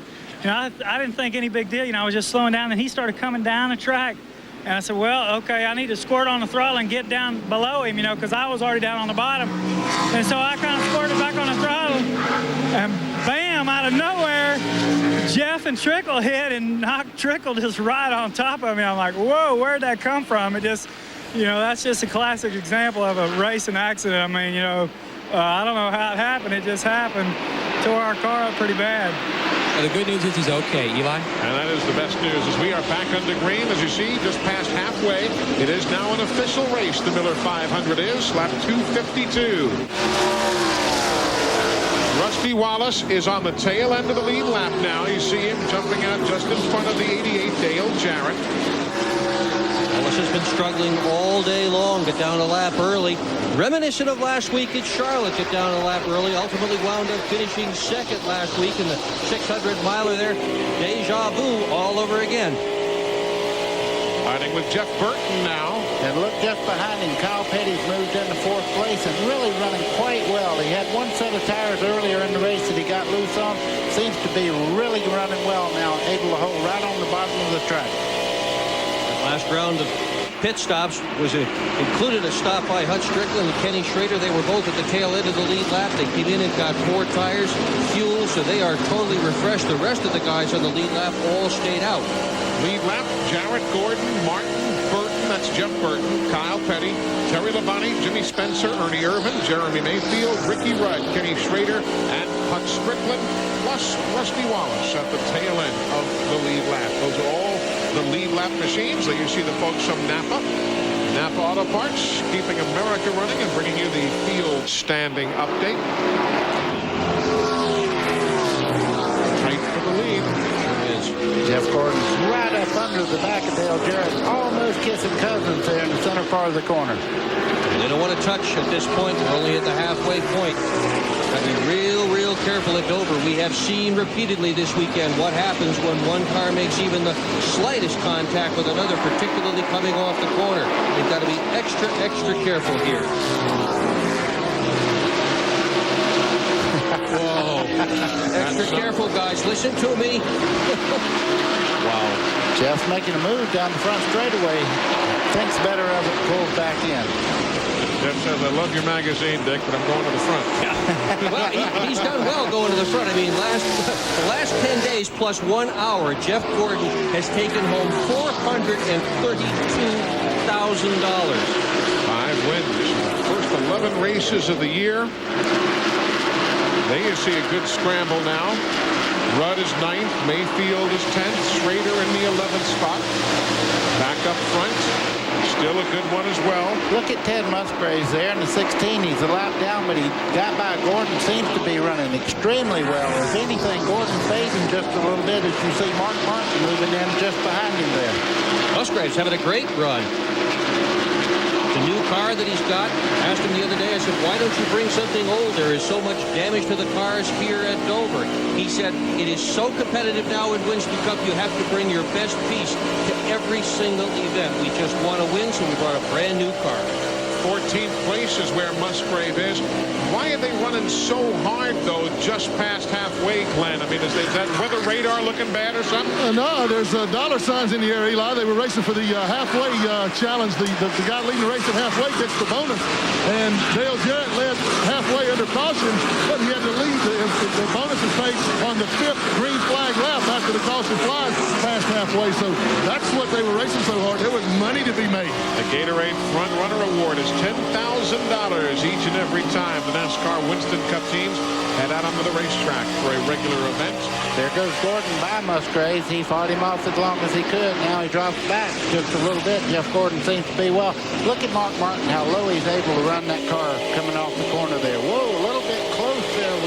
I believe that was Morgan Shepherd. Right. Almost got together there. And you get 3 Jack Roush cars, 1, 2, 3, all in a row. Morgan is in 15th, by the way, the number 1 car. He is a lap down.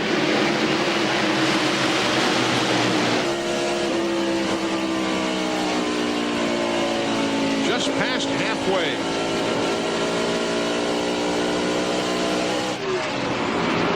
Bradbury in the garage. Jeff Bodine, Bobby Hillin, Dick Trickle in the garage. That's the attrition list. 5 caution flags thus far. The first at lap 29, the most recent at lap 239. There you see the lead changes. By the way, the track record. Oh, there goes Gordon. Wow, he looks like he's powered right by it. Yeah. Speaking of lead changes. Glenn, what are you hearing? Well, when Jeff puts the 24 nose right up under Dale Jarrett's tail, it makes the 88 car a little bit loose. And Jeff saw that earlier before Musgrave got him there. And that's the reason he kept coming back and diving in so hard. When he gets right up under Dale Jarrett, it makes that car just a little bit loose. And Dale just has to back out and let Jeff go. Jeff Gordon is a master at that. He may be the best at doing that I have ever seen. He learned it from the master. That's what Dale Earnhardt made a living doing that for about 10 years. He'd get right up under the back of the Fords and really loosen them up. And he one day was talking with Jeff Gordon, and he told him by mistake, and Jeff has used it quite well. Of course, Jeff watches television too, and I'm sure he had seen a good bit of that, as we all have. If you're curious about Ernie Irvan, there he is in 7th spot right now. Involved in an earlier pit altercation, had to go back in again. He had been leading to that point. Lap 186, he tangled just a bit with Dale Jarrett on the pit lane. There's Terry Labonte. He is in 6th in car number 5. Mike Skinner, the Lowe's machine. Looking for Dale Earnhardt right there. There you find him. Earnhardt running in 27th, a couple of laps down. Really no factor today. Started shotgun, was lapped by, I believe, lap 30, if memory serves. Eli, I think if there is one thing that you could probably say, I think frustration really is moving in on the team, and they're getting desperate and doing too many changes instead of going back to the basics that work and really starting all over again. You can see his car does not come up out of the corner at all. 38 races without a win. 40 is as long as he has gone in his entire career. And if you wonder, this does not sit well with anybody. These guys are so accustomed to winning, so accustomed to running up front, and they have done neither this year. Of course, he other than Talladega, Daytona. Yeah. He does have 4 top 10s in the last 6 races. Eli, their plate motors, when they run the restrictor plates like they do at Daytona and Talladega, they're extremely still competitive. But right now, they're just not, somewhere along the way, they're just missing one puzzle, and I don't know what it is. And just ahead of Dale, that 9th and 10th place battle, Ricky Rudd and Jimmy Spencer. Those two guys, Rudd and Spencer in the 10 and the 23, are on the lead lap. And Rudd could well be a factor here. This is one of his very best racetracks. He's won here 3 times, won 4 poles at Dover. Used to live in nearby Chesapeake, Virginia. Ricky Rudd in the number 10 car is exceptionally strong here. And he always wins a race every year anyhow. He might as well win it here at Dover and get it all done and over with. Look at this, guys. Here goes Jarrett for the lead. Yeah, I think he's going to go back up here and give Gordon a real tug right now. The sun's back on the speedway. I think that Gordon on a long run is not quite as good as Jarrett. You see him pulling away by about 2 car lengths off the corner there, and you can see the back of Gordon's car jump out just a little bit. Well, Jarrett reassumes the lead again. They've swapped it around a good bit. The track record for the different leaders, the most different leaders, is 12. 3 times we have had 12 different leaders lead events here. We've already had 11 different leaders today at halfway, so we're knocking on the door of that record one more time. Jarrett has finished as high as second in this event. He's had tough luck here the last 2 years in a row. Crashed out in 96, crashed out in 95, 29th in 94, but he's looking awful good today. 272 laps on the board. 500 making up the total distance. So far, Mother Nature is cooperating. TNN Motorsports live coverage of the Miller 500 is brought to you by the Home Depot, where low prices are just the beginning. And by the UAW International Union and General Motors Corporation. Assembly line to finish line, teamwork wins. Welcome back, everybody. There you see a good scramble. Kyle Petty in the 44, Jeff Burton in the 99, and brilliant sunshine again, Buddy Baker. It is that, and Dale Jarrett is moving out. He's in another district right now. Ted Musgraves just got by Jeff Gordon, and just behind Jeff Gordon, the 6th car is moving in on Gordon. So Mark Martin's on the run right now. It seems the Fords really run well when the sun is on the racetrack. Kyle's last top 5 was here back in June of 95, a couple of years ago, when he won the race. He likes this racetrack. Trying to get around Gary Bradbury, who's returned to the racetrack some 55 laps down. Kyle Petty's so much more than just a race car driver. He has raised over $1 million for charity in the last several years with his motorcycle runs across America. Gets people to pony up $5,000 apiece in order to ride with him. Takes the money and gives it to people who really need it. You know something else? That car is his race car. That's his race team. And to do what he's doing in 1 year, that is quite an accomplishment. It's spectacular. And, you know, when you think about what he has been through, he's been through 4 motormen since 1994. He's been through 6 crew chiefs since 1993. And they say you've got to be together for a long time to really go well as a group. Well, Kyle Petty has not been together with anybody for very long, but he sure is running well today. If you're a fan of Russell William Wallace, there he is, still on the tail end of the lead lap in 13th position. You know, they've had good pit stops today. What is that? I don't have a clue. That's Buddy Baker. No. Hey, that's Fat Boy. That's Donnie Epling. Matt, what's going on down there? Well, Eli, the last week or so, Jeff Clark left the team. He was the jackman. So they moved Earl Barbin, the gas man, to the jackman's position. And they hired Fat Boy this weekend to come in and jack the car. But they couldn't find a suit that, well, you can see, they got a little bit of dark skirt there. So they borrowed a suit from this guy, Buddy Baker. This is Buddy's suit that he helped the team test during the wintertime at Daytona. So they pulled it on the truck, gave it to Fat Boy, and he's the gas man this weekend. It's amazing how much the two of them look so similar also. I was just saying, you and I both can go to the steam room. How loose is that suit on you, buddy? No, I got room enough to change clothes in that uniform. You kidding me? That's great. There's second place on the screen now. Jeff Gordon and Mark Martin.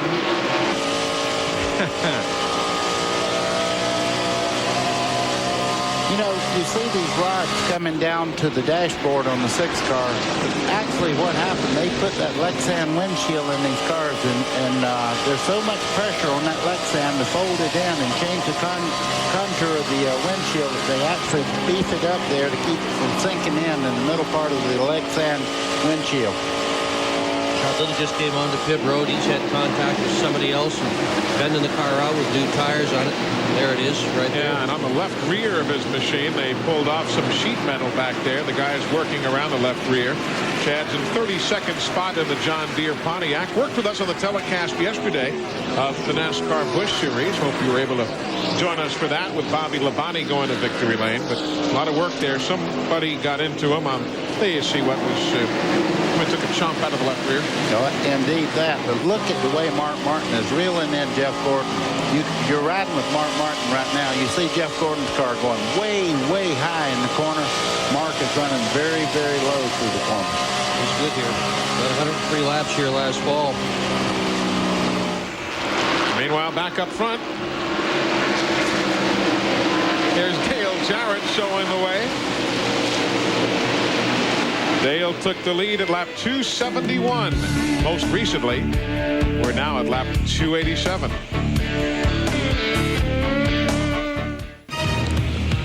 Dover Downs International Speedway, Delaware, hosting the NASCAR Winston Cup Series in the Miller 500. And Opryland is going to be hosting you for the Food Lion TNN Motorsports Salute to Motorsports. It's coming up at Opryland June 25th through 29th. Want the details? Want to find out who all is going to be there? Just call 615-889-6611. Who all is an Alabama term, by the way, if you're curious. Who all is going to be there? Let's give him that phone call, give him that phone number, and get all the information you need about the TNN Salute to Motorsports. Ricky Rudd in the 10. Jeremy Mayfield in the 37. Really great to see Mayfield having this kind of a run here this weekend, using his Bristol car, another concrete racetrack. Rudd and Mayfield to Ronnie Hopkins chassis for Mayfield. They have a little higher frame height. It's not one of the new Levitt cars. They'll be back to one of those at Pocono, but it's nice to see him running this well, Steve. Eli, Paul Andrews, the crew chief, was just talking to Jeremy Mayfield when we came back from break, and he said, "You're doing a good job hanging right behind that car in front of you." And Paul Andrews used to be Jeff Bodine's crew chief. He's got a lot of experience.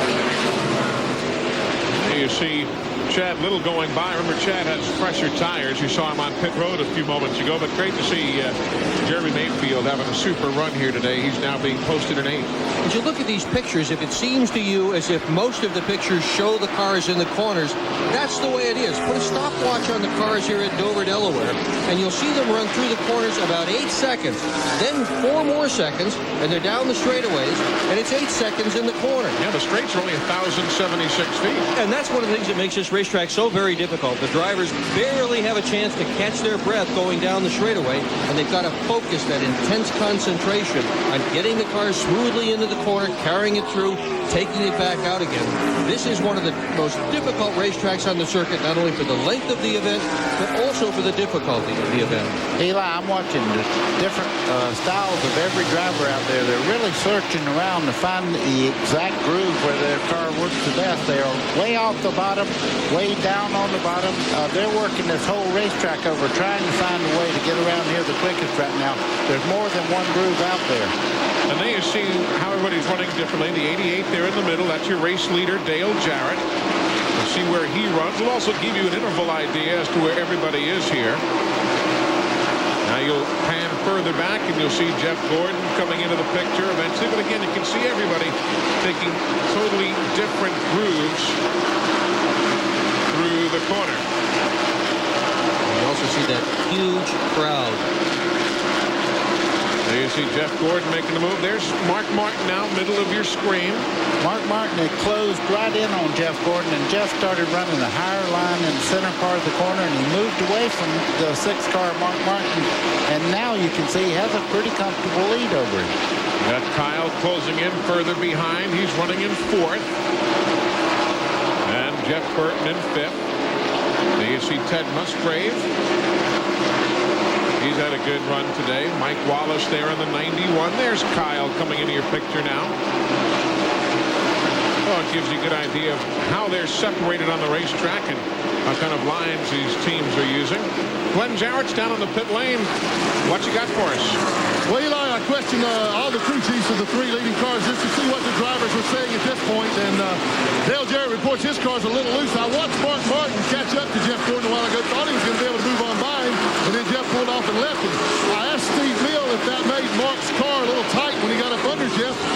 know that Jeff just changed his line a little bit and motored away, just like you said, buddy.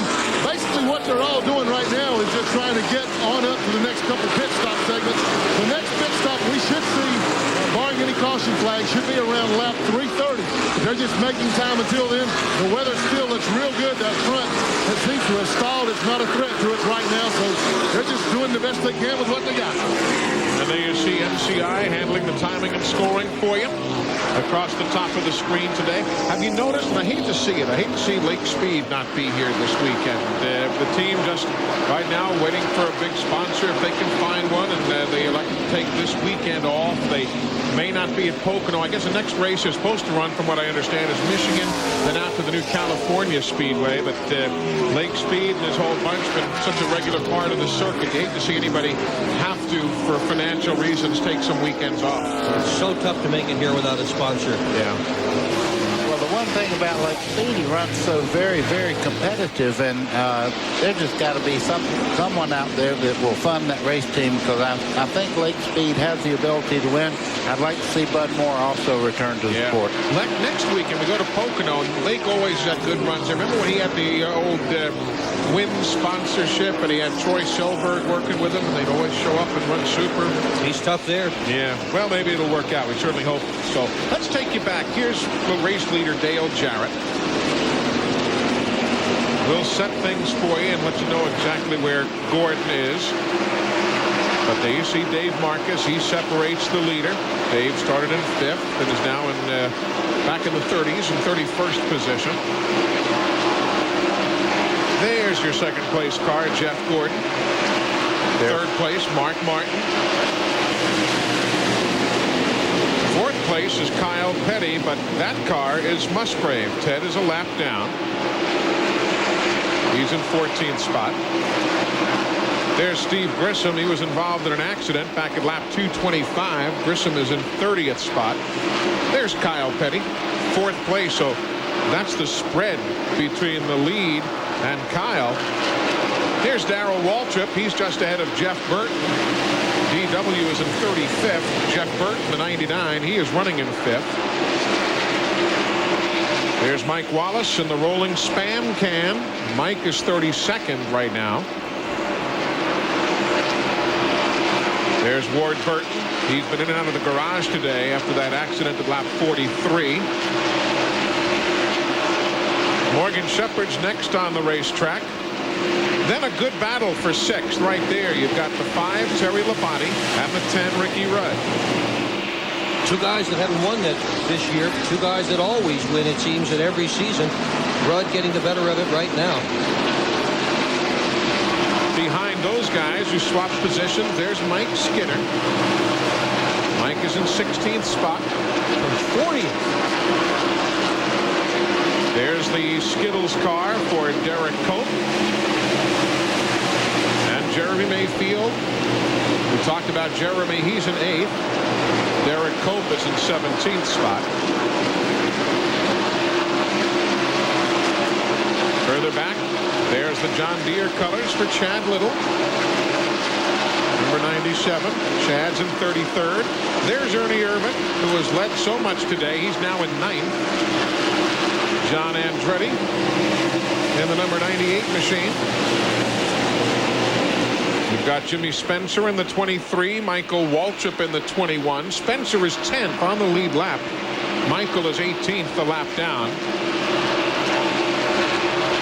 Kenny Schrader having a good run today. There are the Skoll colors. He's in 11th on the lead lap. Rick Mast in the number 75. He's 19th. Remember, Sterling Marlin had his problems early in the day. Sterling's in 20th right now. There's Dale Earnhardt, 26th position, a couple of laps down. The man we call Herman the German, Kenny Wallace, number 81 right there, with David Ift as the team consultant this weekend. They're in 27th spot. There's Bill Elliott. Bill's 21st, a lap down.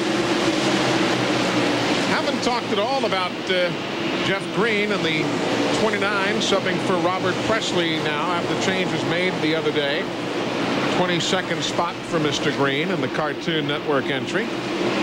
Gary Bradbury, who was involved in the accident at lap 43, has been in and out of the garage. Gary's in 39th right now.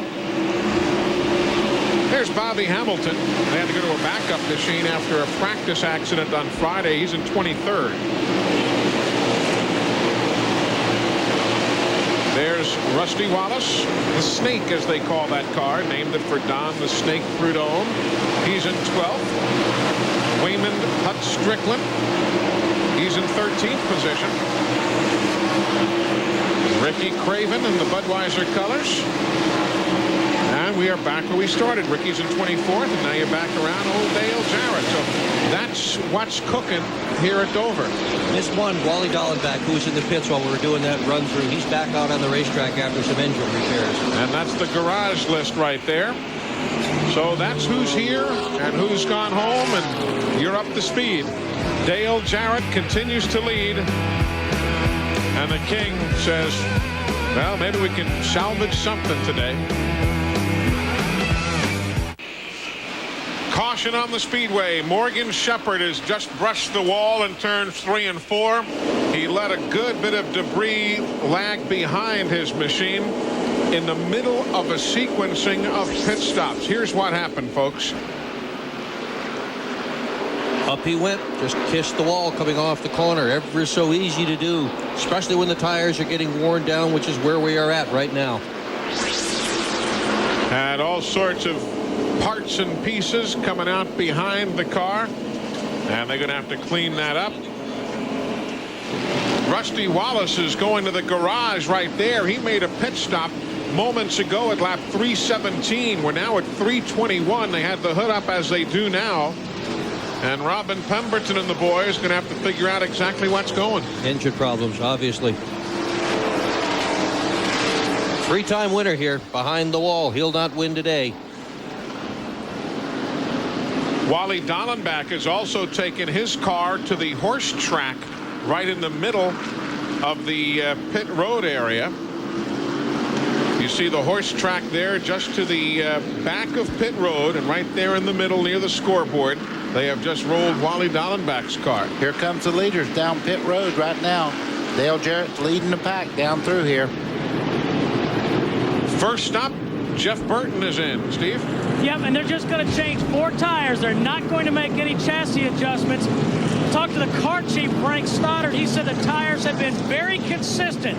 They're very pleased with the way they've been doing, with the exception of that one set. Let's go now to Matt Yoakum. Mark Martin comes to a stop. He says, guys, don't make any adjustments. Just give me 4 tires and make sure you clean the windshield really well. He says it's really bad. No air pressure adjustments or nothing. And on Dale Jarrett's car, just a tick tight. So they're going to give him 4 tires and adjust with air pressure. Glenn? Well, Jeff Gordon and Dale Jarrett again raced down pit road. Looks like Jarrett may have beat him that time. Jeff Gordon did 4 tires, fuel, and they also made a track bar adjustment. Kyle Fetty was also in, 4 tires and fuel. I did not see any adjustments, so if they made any, it was through air pressure. So these stops taking place at lap 322 and 323 as we work caution after the problems that Morgan Shepherd had up in turns 3 and 4. Caution for the 6th time at Dover Downs. Rodney Wise. He is one of the 2 new chief starters for the NASCAR Winston Cup Series, replacing Doyle Ford, Jimmy Howell being the other. Let's update you on a lot of items that have taken place. Terry Labonte's on pit road. He came in at lap 318 just before the caution came out at 320, and he has lost 2 laps in the exchange because everybody else had the luxury of stopping under the yellow. It was just an unfortunate bit of timing for Terry Labonte. We've seen all sorts of activities. First off, Morgan Shepherd. Let's ride with him and see what happened.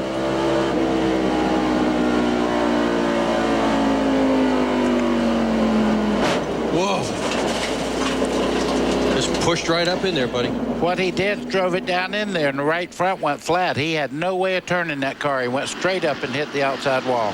Now watch the left-hand corner of your screen here. First you had Johnny Benson coming off pit road. He and Steve Grissom got together. Now Earnhardt and Rick Mast get together on pit road. All of that just moments ago. And remember, Rusty Wallace is in the garage area too. Glenn, what you got? And a very frustrated Rusty Wallace, guys. I started to tell you that he had gotten his lap back. He looked to be the quickest car on the racetrack. Then, boom, it all went away. What happened, Rusty? Hey, we're not really sure right now, but it looks like some type of valve train failure. I think it either looks like it broke a timing chain or broke a camshaft. It was just going on the back straight. We were running perfect. Had a lot of power. The car was handling perfect, and it just shut off. I changed ignitions, and that didn't do anything. Motor's still turning over, but something big time inside. Been a frustrating year for you. It's either been feast or famine. Well, it's been feast or famine, you're right. But, boy, the car has been really fast all year long. And we're real pushy at the beginning of the race, and then we did some work and got it real loose. And then we got it just perfect. And it was a real hot rod just then. Just too bad we couldn't done it. Well, it is too bad. He had a very quick race car. Steve? At Glen, compound Morgan Shepherd's problems, they also ran out of gas. Part of his brake rotor is sitting out on the track. Now take a look. We're in Jeff Gordon's pits. Here in Jeff Gordon's pits, there are 56 tires. They have taken tires off the 7 car, the 8 car, 56 tires in Jeff Burton's pits here. They said they might have a tire sale after the race. I'll tell you, that's a lot of good years there. There's Wally Dallenbach in the Robbie Gordon car here this weekend. That's on that horse track we were telling you about, just behind the main pit road area. And Mike Hillman in the bunch, and a lot of folks trying to pour over that and see what's going on. You know, Rusty talking about an up and down year. 6 top 10s, 6 DNFs for Rusty Wallace so far this year. Strange season for him. We are under caution. Caution for the 6th time. Lap 326 at Dover.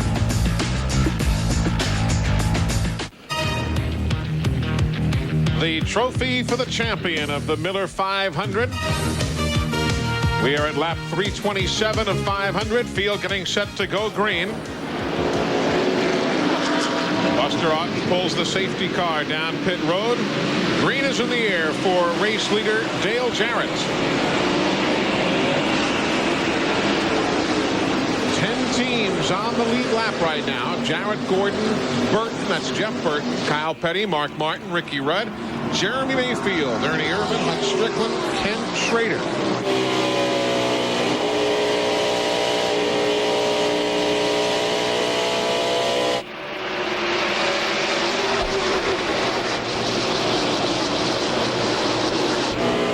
What a year Dale Jarrett is having.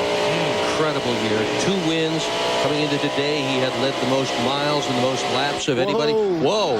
Jeff Gordon almost got into Spencer. Spencer trying to get by Kenny Wallace as they were going down the back straightaway. They almost made contact there.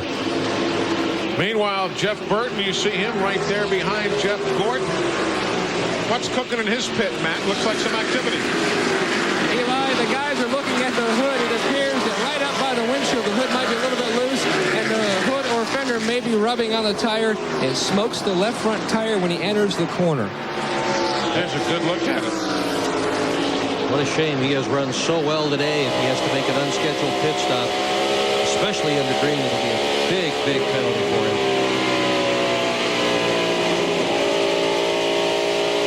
Watch Spencer and Gordon again. They're still battling. Watch it earlier. Okay, Spencer was just looking to pass Wallace there as they come off the corner. He jerked the wheel real hard, and he almost lost the back of the car. Back now. Remember that Spencer is not on the lead lap. Here comes Gordon. There he goes. Boy, I'd hate to be a crew chief right now. The sun pops in, the sun pops out. This has got to be driving those guys completely crazy. I mean, we're overcast now. Just a few laps ago, it was full bright sunshine, buddy. Yeah, it's got to make them pull their hair out, because the minute they get the car really good under the sunshine conditions, here we go with the dark racetrack again. Rick Mast and Bill Elliott, 15th and 16th. They're a lap down. 167 laps to go. This will be the last time we're going to run 500 laps, 500 miles at Dover. We're going to cut the race length down to 400. Effective this September. Morgan Shepherd's taken his car to the garage. The crew has done all the work they can on the pit lane after his accident of earlier. Race got changed to 500 miles back in 1971, and Bobby Allison was the fellow who won the first 500-miler here at Dover. My favorite camera. Look at this. You don't get any closer to the action than that camera puts there. You can see him going down into turn one. That's David Green on the outside as you start by him. What a great shot. Just ahead of this car is Kenny Schrader in the 33 Skoal Bandit. He was in for a scheduled stop, then came in again at lap 327. Steve, what was the problem? Eli, they only had 2 lug nuts tight on the left rear, so they brought him back around under caution, got all of them tight, and he's back out without losing any position. So Kenny Schrader running in the 10th spot.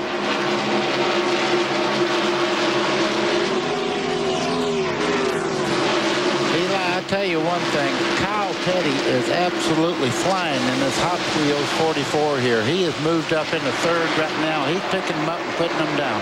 But had a birthday tomorrow. He's going to be 37 years old. He said, that's why I don't charge into the turns. I'm too old for that kind of stuff. He really did say that. Hard to imagine Kyle Petty 37 years old. Still remember him, 1979 Daytona. First race he ever ran, he won at Daytona. The ARCA 200. Yeah. Sure. Yeah.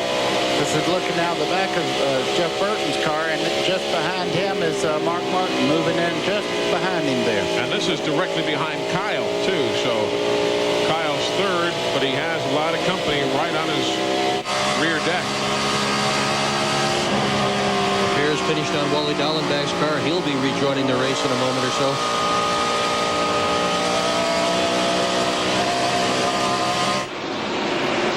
Gear shift in Mark Martin's car still bouncing around, buddy. It is that. The racetrack here is a little bit up and down and a little bit bumpy, but it's a great racetrack. You get good traction. Look at Mark Martin making a move on Jeff Burton as they head down into turn 3. And Burton can't get in line either. Remember, Ernie Irvan and Jeremy Mayfield, the 28 and 37, are also in the battle. Oh, contact. Man. Ernie Irvan, Jeff Burton come together. Lucky that wasn't a big crash. They had all the potential for a real problem there. Also, Ricky Rudd has just gotten around Mark Martin, moving into the 4th spot, just ahead of this battle. Here comes Jeff Burton. Back on the inside of Ernie Irvan. I don't know whether it hurt the car or not. When they got together, you can see him very, very loose coming off turn 2 just then. Irvan was so strong at the beginning of this race, led the first laps, seemed as if no one could touch him. Then he got a problem with a pit stop, wound up at the back of the serial order, and he's been trying to regain track position ever since. Now way up high on the racetrack. Mayfield underneath him. Whoa! Mayfield! Whoa! Great save. Does he have dirt track experience or what? Great save. That was close. That's about the furthest. Oh, he just almost bounced off the wall again. That's the furthest sideways we've seen anybody all weekend and hang on to the car. Oh, my heart. Yeah. That did not look good. Oh, we're getting real intense now. That's got to be worth another look, don't you think, guys? I want to see it, yeah. You see him up under Ernie Irvan there. Watch the back of the car kick out right about as he starts out of the corner. Now he's in serious trouble. He's looking out that right window trying to figure out how he's going to get off the corner. It's like a sprint car here out here or something. Running sideways. Super bit of driving for Jeremy Mayfield. Great. We mentioned Wally Dallenbach coming back before after repairs. He's 52 laps down. He was so excited to get back on the track. He was speeding down pit road, so they brought him in again for a stop and go. But Wally is now racing 52 laps down to the race leader.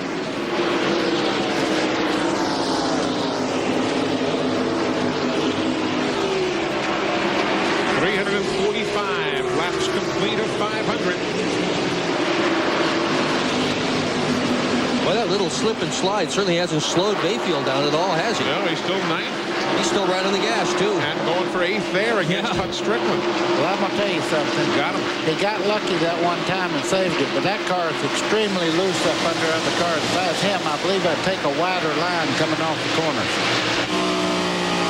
And we told you before, Ricky Rudd passed Mark Martin. Now Mark's going to pass him right back in turn number 2. That'll give Martin 4th and Rudd back to 5th. So far. That's always the operative term here. So far. Yeah, it is. Because so much stuff can happen at Dover. Yeah, it can happen so far. Yeah, it can happen so quickly. Ricky Rudd, Mr. Tenacious, on the tail end of Mark Martin's car here. Well, guys, the sun just popped back out again, so those that run well on the sunny track are back in business. For about 5 laps until the sun goes away again. Yeah. Ricky Rudd, 573 career starts, 17 career wins. And you got to go back to 1976, 21 years ago. Ricky's first Dover 500 when his family used to field that old Chevrolet of theirs. Yeah. 3 wins here. About 6 of his career wins have come here at Dover, Delaware. None of them on the concrete. Put concrete down here for the race of June 1995. All of Ricky's wins came before that.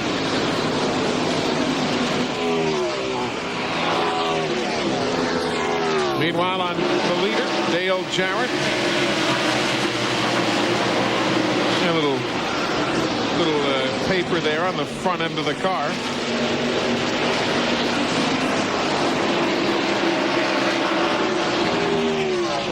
See that little bit of debris? That shouldn't be a problem, Master. Not that much. It's over almost where you take in the air to the oil cooler, and these things have such great coolers on them anymore. It should not be a problem. Any concern, Glenn? Well, nothing other, Eli, than that Todd Parrott told Dale just to watch the temperature gauges just in case they started creeping upward. Right now, it is not a problem, but that's always something that the crews have to concern themselves with here at Dover. Because the grandstands are so much higher than the racetrack, any trash or paper that they throw down filters itself right down on the racetrack. Even the bottom row here is above racing level, so every piece of trash is dropped somehow gets to the racetrack. Self-cleaning grandstands, perhaps? If you're just joining us, let's go back to lap 29. Remember that Bobby Labonte accident?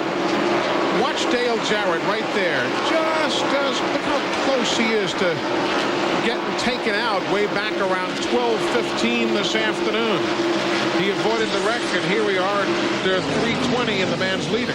He showed you what a professional does when there's a wreck in front of him. He did not turn the car sideways and get it out of shape. He drove it directly on the outside and kept control all the way through there. Did not lock the brakes up. Didn't get collected from the back. He did a great job. How come he's going to go a year without a DNF if he gets through this thing? Done a great job avoiding trouble. There's 8th place now. Not so much Mike Skinner in the 31, but Hut Strickland in the 8, Jeremy Mayfield right behind him in the 37. They're battling for 8th and 9th spots there. Skinner ahead of them in the 31. But again, he is not on the lead lap at this stage of the day. Not too far off, mind you. Being shown in 12th and a good solid run, but not in that particular battle. There is the race leader, Dale Jarrett for Robert Yates Racing. We're in lap 354 of 500.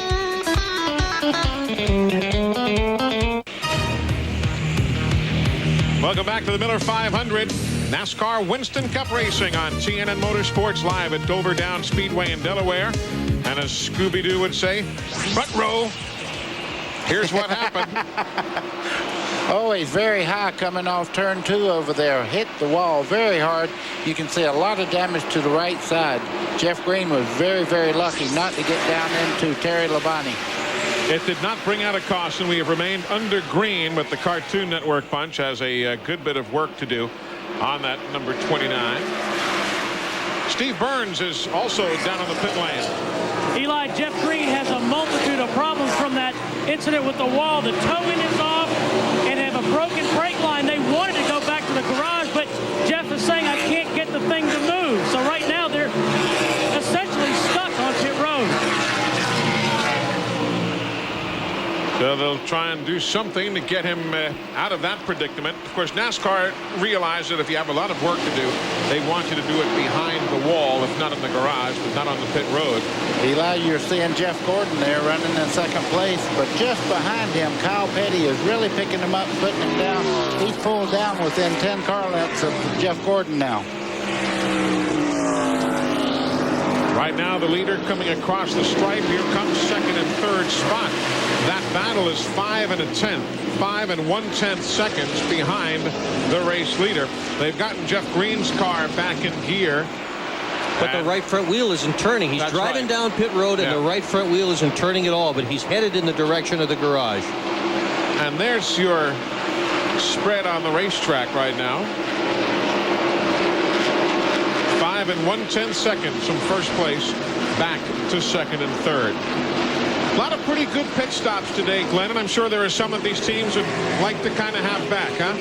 Well, these are the guys in the MB&A Pontiac of Ward Burton. They are studying their pit stop. They like that one. But they have rerun this video a couple of times. They got quite an entertainment center down here. The screen on the left is the monitor for they're hooked up to the VCR so they can study their pit crews. Then they got a compact screen for their computer. They got a television. They got home entertainment. They got radio. Man, they got everything down here. It attracts quite a crowd down here. But that's a good idea. Real on-the-job training. You see the camera above the pit stop there. That's where they get this shot from. They record that, then they come study it. If they have a problem, they can work it out right here at the racetrack. What'll they think of next? 367 laps on the board right now. Dale Jarrett leads. There's Terry Labonte with Bill Elliott behind him. Terry's in 22nd. Remember, he lost 2 laps during that ill-timed pit stop. He pitted just before a caution came out at lap 318. Tough to battle back from that kind of a problem, isn't it?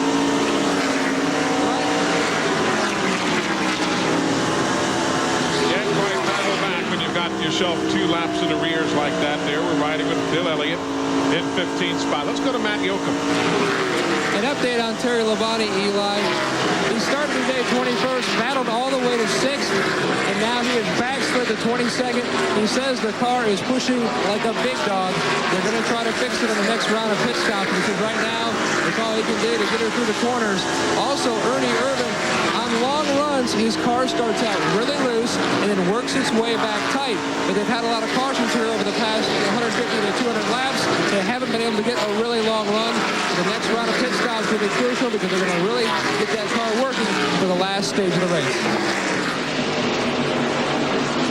Meanwhile, up front, the leader working some race traffic now. That's Chad Little in the green car there, the number 97. You see him letting Jarrett have the inside lane, which is a quick way around the racetrack. Christopher Jarrett, he has been so fast at the bottom all day long. Jarrett's lead before was 5 1/10 over Jeff Gordon. It's now only 3.5 seconds because he has to work himself carefully through traffic. Once he gets free of it, then Gordon will have to deal with traffic. So basically the separation still 5 seconds. Brought to you by Gladiator and Universal Luxury Vans, the official vans of tracks, teams, and drivers throughout the NASCAR world. Call 1-800-445-2825 for a dealer near you. Welcome back, everybody. We are live at the Monster Mile, Dover Downs International Speedway. In 1 more hour from now, you'll be seeing NHRA Winston Drag Racing live from Heartland Park, Topeka, Kansas. So that's coming up following Miller 500 coverage here on TNN Motorsports today.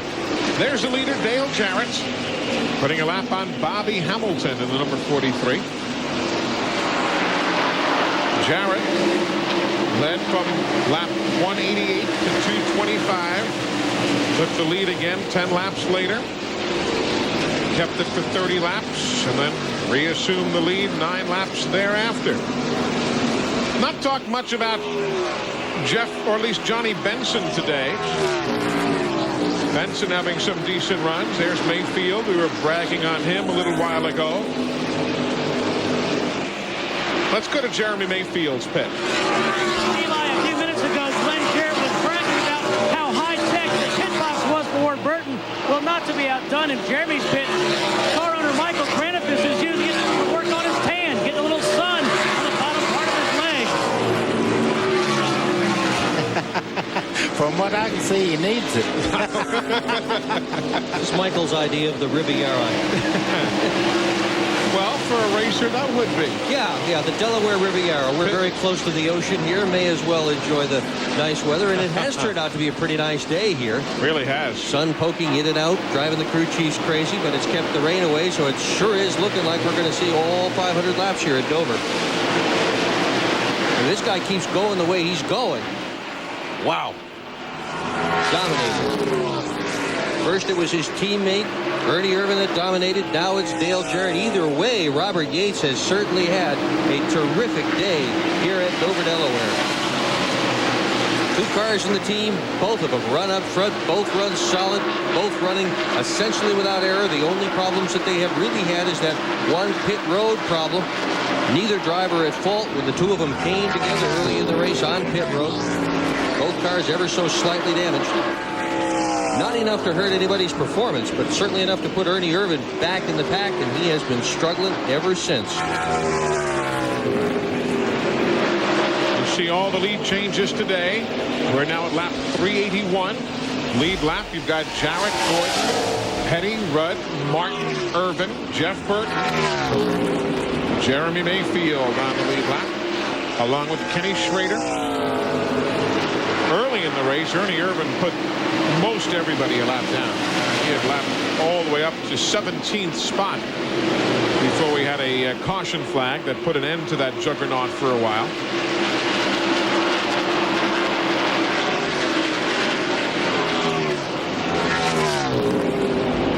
There's the interval again. We'll show you from the race leader, Dale Jarrett, back to Jeff Gordon, who is trying for his 4th consecutive win here at the Monster Mile.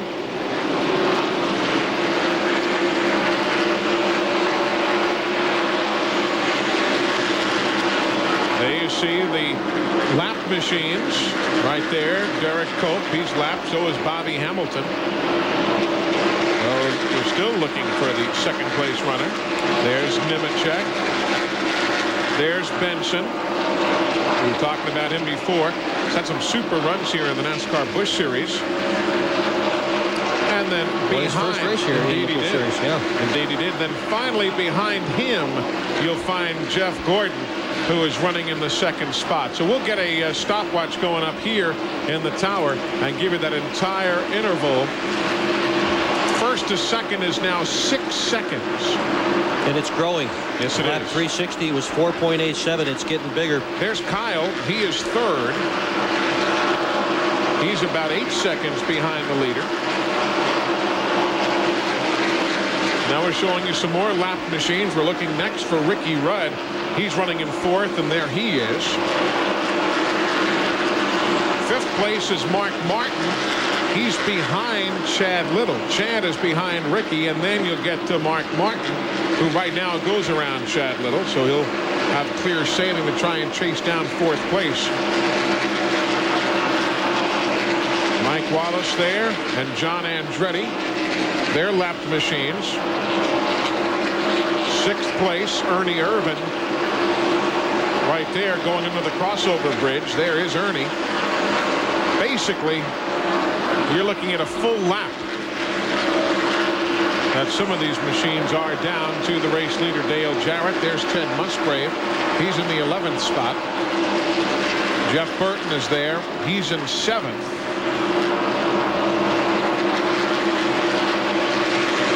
Burton with that tire problem earlier. He is still not pitted to fix that, but apparently it's gone away. Darrell Waltrip and Dave Marcus right there. Well, it kind of gives you an idea of how spread out the field is right now. Dale Jarrett working around Kenny Wallace, closing in on Ricky Craven. Some teams making pit stops as we close in on the final 100 miles. Dale Jarrett continues to lead, and the lead remains at about 6.5 seconds. Meanwhile, Hurricane Jarrett is over at the weather radar. Hey guys, if you missed the 6 p.m. weather report, pay attention. We'll give you the weather report at 11 p.m. At least it seems that to me. I'll do this as quickly as I possibly can. This green stuff, these are clouds. This little cross right here, this is where we are. There are no clouds where we are. Everything right now is south of us. We saw this a while ago. It was over here. It looked like this. That's bad, but it's a long way away. This little area right here still looks like it's going to move just south of us like everything else has. We see intermittent clouds. That's why we're seeing this stuff. We're just catching the very northern end of this stuff as it goes south of us. Hey, that was pretty good, huh? Is the barometer holding steady, Glenn, or is it falling? Say it again. Is the barometer holding steady, or is it falling? Right now, the barometer is pretty steady. It's about 42.6. That's pretty high barometer. He's a sick human being. He is. I wonder how steady Glenn is holding. Boy, it didn't take you this long to find that out, I'm sure. There's Ricky Rudd. He's running in fourth. Kyle Petty just ahead of him in third. That battle is tightening up nicely now as they work around the ailing Pontiac of Bobby Labonte, who was involved in that lap 29 accident. You might wonder why they took the trouble to put the trunk back on that car. The trunk helps a whole lot to keep the car around the racetrack. They can get along without the fenders, but they sure need that spoiler. Eli, you see Kyle right now. He's really battling. You see Ricky Rudd moving up on him there. At one time, he was the fastest car on the track, but apparently the handle's gone away on the 44 just a little bit. He's not able to run like he was at one time. Well, they were in for fresh tires on lap 322. Right now we're on 398. It's been a long, long while since they've had fresh rubber on the cars. And long while since the drivers have been able to take their hands off the wheel. They're tired. It's been a long, long race. Of course, yesterday here, a Pontiac won on the NASCAR Busch Series. Bobby Labonte turning that trick. But here at the moment, no change among the race leaders.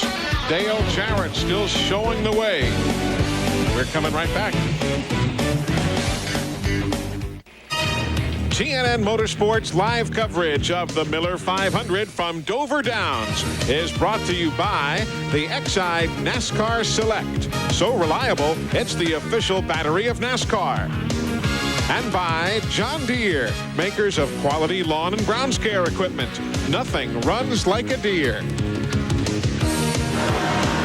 Don't forget, coming up as soon as we move aside at 4:30 Eastern Time, Bob Fry, Steve Evans, and the whole crew at Heartland Park, Topeka, Kansas. Phil Kentling's fine racing facility. Western Auto Parts America Nationals, presented by Slick 50. That's coming up at 4:30 Eastern, right here on the leader, TNN Motorsports. Hope you can stick around for that.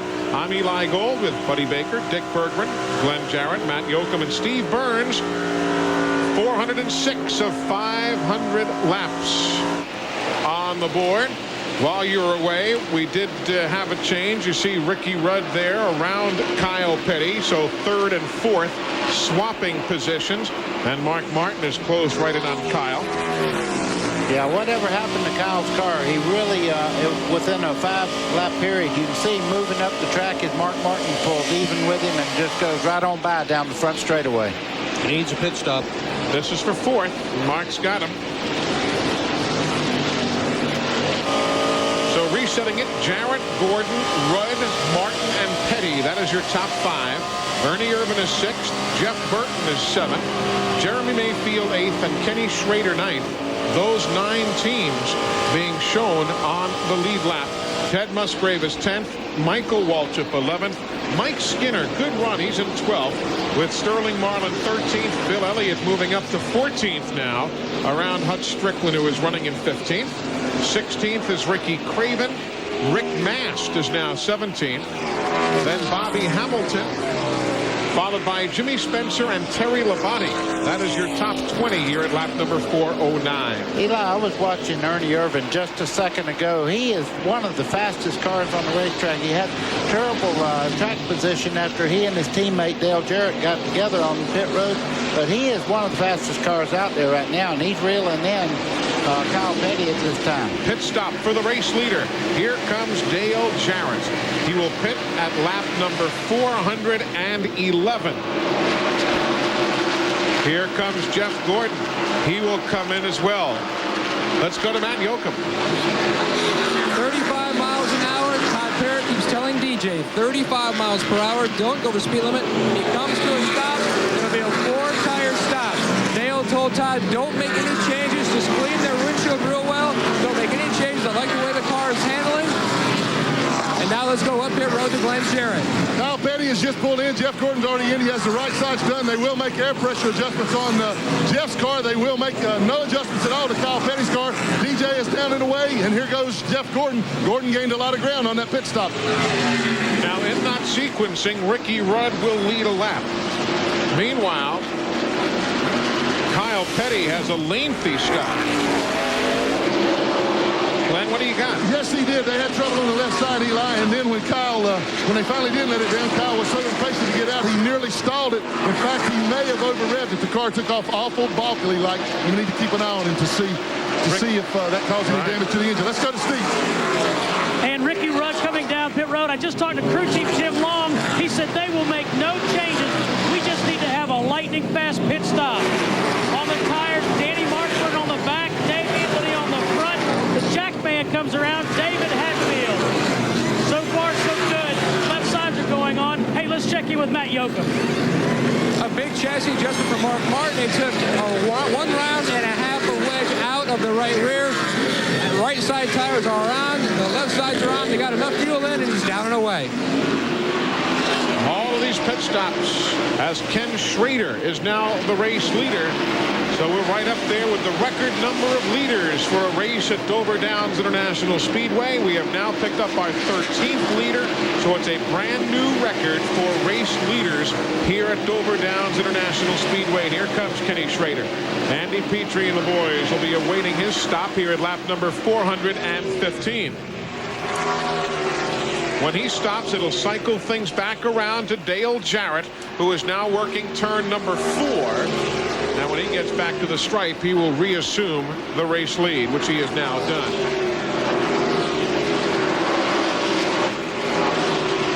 Schrader's having a good run today.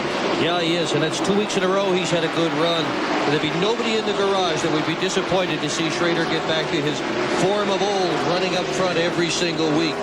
And to check up just a tad there, going out of the pits, the 97 car, Chad Little, went right in front of him, and there's your leader, Dale Jarrett. 1.9 seconds is the advantage now as other pit stops continue. Bobby Hamilton is in. Johnny Benson, Brett Bodine, who is running 18 laps down after a problem earlier. He's on the pit lane. All of these stops now at lap 415 and 416. So it cycles around. Jarrett leads, Gordon second, Rudd is third, Irvin fourth, Martin, then Burt, Petty, Mayfield, and Schrader. Welcome back, everybody, as we continue with the Monster Mile, Dover, Delaware, 421 laps, 421 miles on the speedway. There's the race leader, Dale Jarrett. As for Dale Earnhardt, he's running in 20th. But you know, that car is just skating all over the racetrack. He's trying very, very hard, but in the middle part of the corner, the car is just not accelerating. And you feel for Dale because you know he and Larry McReynolds both are trying so very hard. But look at the car sweep up there. Does not get a good run off the corner. The car is just a little bit off.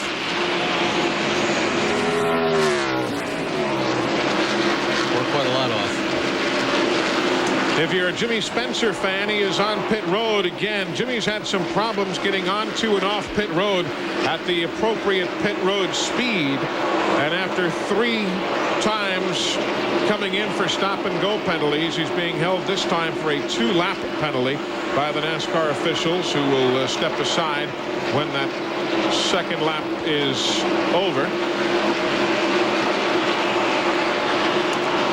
I don't believe I'd like to walk up and ask for his autograph just now. Or an interview or anything else. No. So Jimmy Spencer now going a couple of laps down. There's your leader, Dale Jarrett, 40 years old, came into this race third in points, 112 behind Labonte, 106 behind Gordon. 1997 represents his best chance in his entire racing career to be the Winston Cup champion. And what a champion he would make if he can manage to pull this thing off and finally get to the top spot at the Waldorf come December.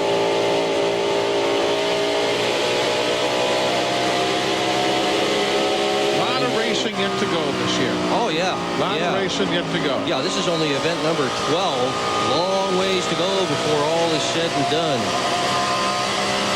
points thing can turn upside down. I mean, look what's happened just to Jarrett, for heaven's sakes. He led the points from Atlanta in early March all the way through Sonoma in early May. Then he had motor problems at Talladega, finished 35th. He had motor problems at Charlotte, finished 27th. That put him third in points. The point thing can change around in a race or two, and it's always been very, very close at the end, often coming down to the last race of the year at Atlanta in November. There's another youngster who one day will make a fine champion of this series.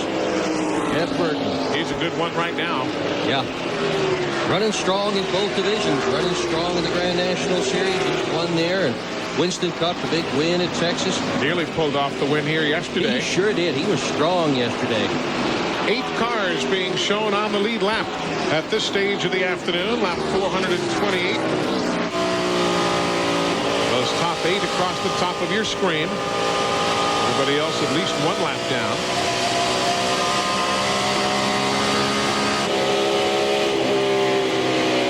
Riding with Burton. That's an interesting shot. You're riding with Burton, and just in front of him, we have a camera out the back of Mark Martin's car. So there you see it. As they head down the back straightaway, they're taking pictures of each other. Got them coming and going.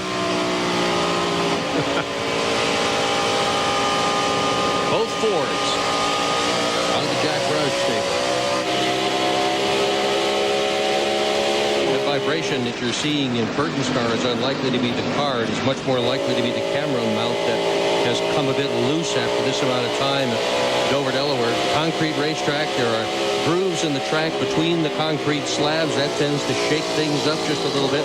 But guys, let's get back up front here, because all of a sudden it is only a second from that man back to Jeff Gordon. Just 1 second. There's Jeff. Remember, it was 6.5 seconds a while ago. Now all of a sudden it's just a second. We've seen Jeff Gordon make these late race charges time and time again here on TNN at Rockingham. We've seen these battles. We've seen late race moves very recently here in the month of May. And Gordon is a closer. Absolutely is a closer. He has won 24 times in his young career. Glenn, what are they saying in your brother's pit? Any problems with him, or is Gordon just turning it up?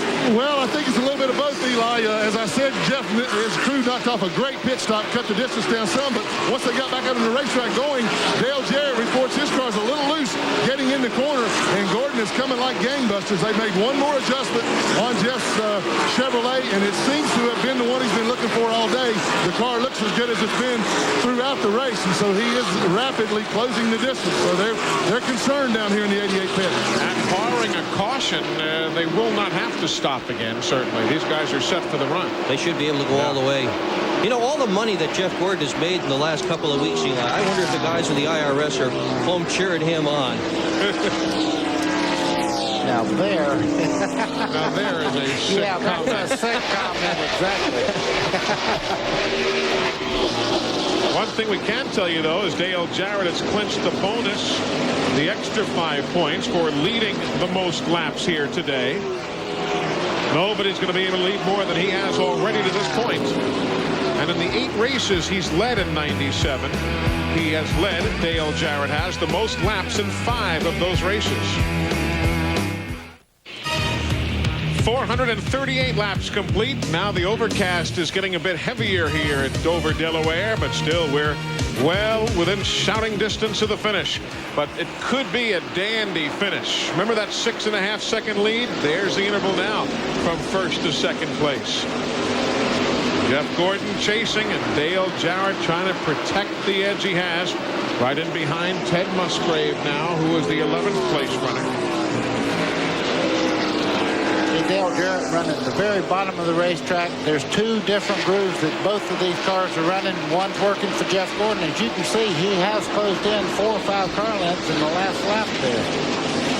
Jarrett goes into the corner. He's able to put those 2 left side tires right on the absolute bottom, right near the asphalt. He drifts up a little, puts him back down again, drifts up higher. Gordon is running a very different line. Look at this. Yeah, you can see where the 88 is right there on the bottom, and look at Jeff Gordon almost to the top part of the dark part of the racetrack. Jeremy Mayfield in the 37 car had run so well today. He's going a lap down. You know, though, everybody's showing the respect to the leaders. They're getting out of the way and letting these guys go at it. As you can see, Gordon's closing in even more, Eli. Well, one day these other guys are going to want that same respect. And when they need some clear racing. Gordon running way upstairs. Oh, man, an avoiding move on Musgrave. Yeah. Let me take a little bit of that back.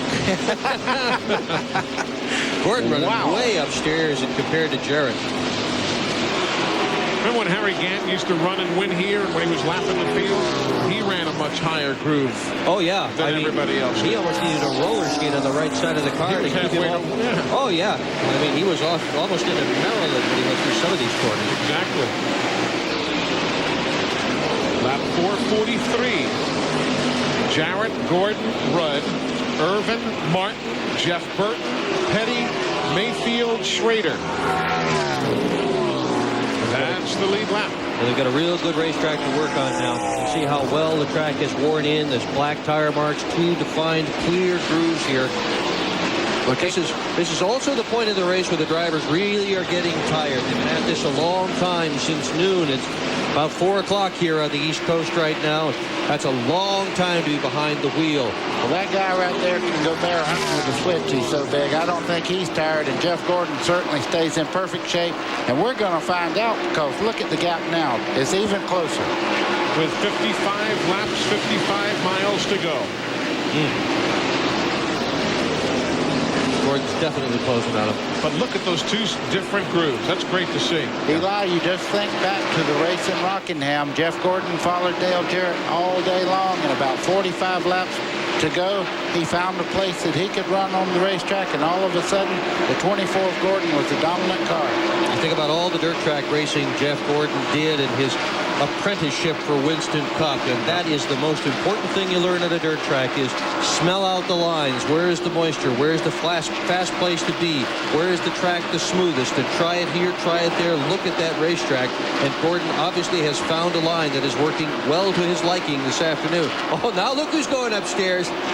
Jarrett all of a sudden upstairs trying to find that same line. No doubt his spotters have had some conversation with him and have told him, Gordon's flying upstairs. Try it up there. Okay, there he goes. Even if they didn't say anything, he's smart enough and run enough races. You look in that mirror and you see a car that's really gaining on you. You say, wow, okay, he's running a different groove around the racetrack, and all of a sudden you alter your groove. Look where he's at now. Gee, can Gordon win 4 in a row? Well, David Pearson can only manage 3 in a row here. Rusty Wallace could manage only 3 in a row here. And Jarrett has managed 0 in a row. He's never won here. You look at the spotters. They are perched atop our broadcast tower and press box facility here at Dover Downs. All of the teams in radio communication. Eli, we never emphasize just what the spotter actually does. He's timing that car every lap. If the driver wants it, he'll give him the times, and he'll move his groove around, and all of a sudden he'll say, hey, that was a quarter of a second better or 2/10, and that's where the guy's going. 50 miles to go when they get back around the start-finish line. Jack Roush looking on to see how this one unfolds as well. Welcome back to Dover Downs, folks. You're not going to believe what has just happened. Look at the damage to Jarrett.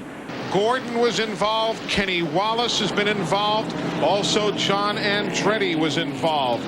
We'll take a look at what happened out of turn number 2. First one to spin is the 98, Andretti. Skinner makes a little contact there on the back of the 98 of Andretti. You see him starting around.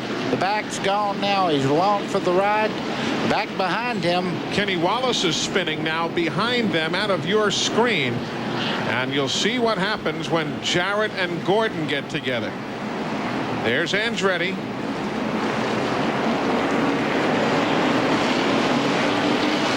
Now let's go to the Jarrett and Gordon. This is battling to the caution. Jarrett sees it. Gordon does not. Gets in the back of the 88. You can see Jarrett going around. Jeff Gordon down on the flat part and around by Jarrett. Glenn Jarrett, how much is the damage there? Well, it's pretty severe on the front end of Jeff's car, guys. The whole nose is caved in, the right front fender pushed up. Dale Jarrett got tires and went on by. Jeff is still in the pit. Now let's go to Matt. He saw what happened to the 88. Substantial damage on the nose of the 24. Glenn, just superficial damage to Dale Jarrett's car. Right behind the left rear tire, they had to push in the panel. Also, the rear fascia was punted in from Jeff Gordon's car. They just made a little bit of an adjustment on the air pressure, and he was down and away. Really is unbelievable. We'll take a look at the amount of damage. Glenn Jarrett.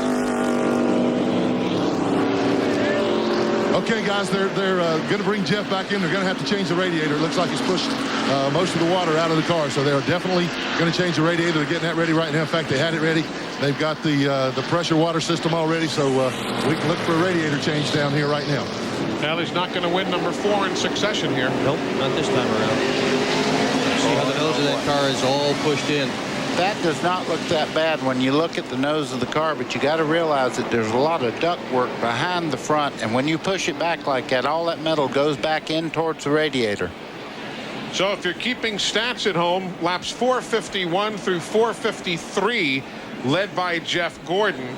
Jarrett reassumes the lead at lap 454. So that's how it runs right now, with Ricky Rudd second, Irvin third, Burton, and then Martin. That's your top 5. Let's go back to John Andretti's car and see what we can see. This is what triggered the whole deal. John Andretti coming out of the second corner. Skinner's on the bottom of him, and all of a sudden contact, and there goes John Andretti trying to hang on. It won't work. Boom, he hits the wall. And then behind him, more disaster. And again, Gordon and Jarrett, watch them going into the corner. This is real time now. Okay, you see Jarrett already slowing down. Here comes Gordon. Boom, right in the back. Around goes Jarrett. I don't think Gordon could see a thing ahead of Jarrett because he was directly behind him, buddy. Well, what happened? He slowed, and of course you're looking ahead of yourself anyhow, and you don't expect the car in front of you to slow.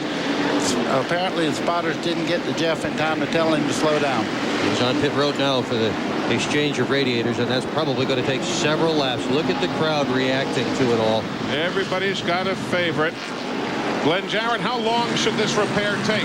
Well, obviously, I don't think they can do it. Well, they're not going to change the radiator right now. What they're doing is putting water in it.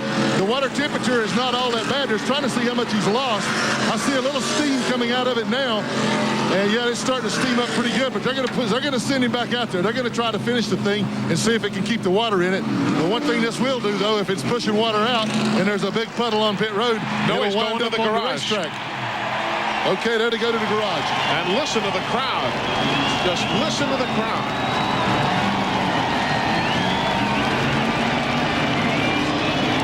Jeff Gordon.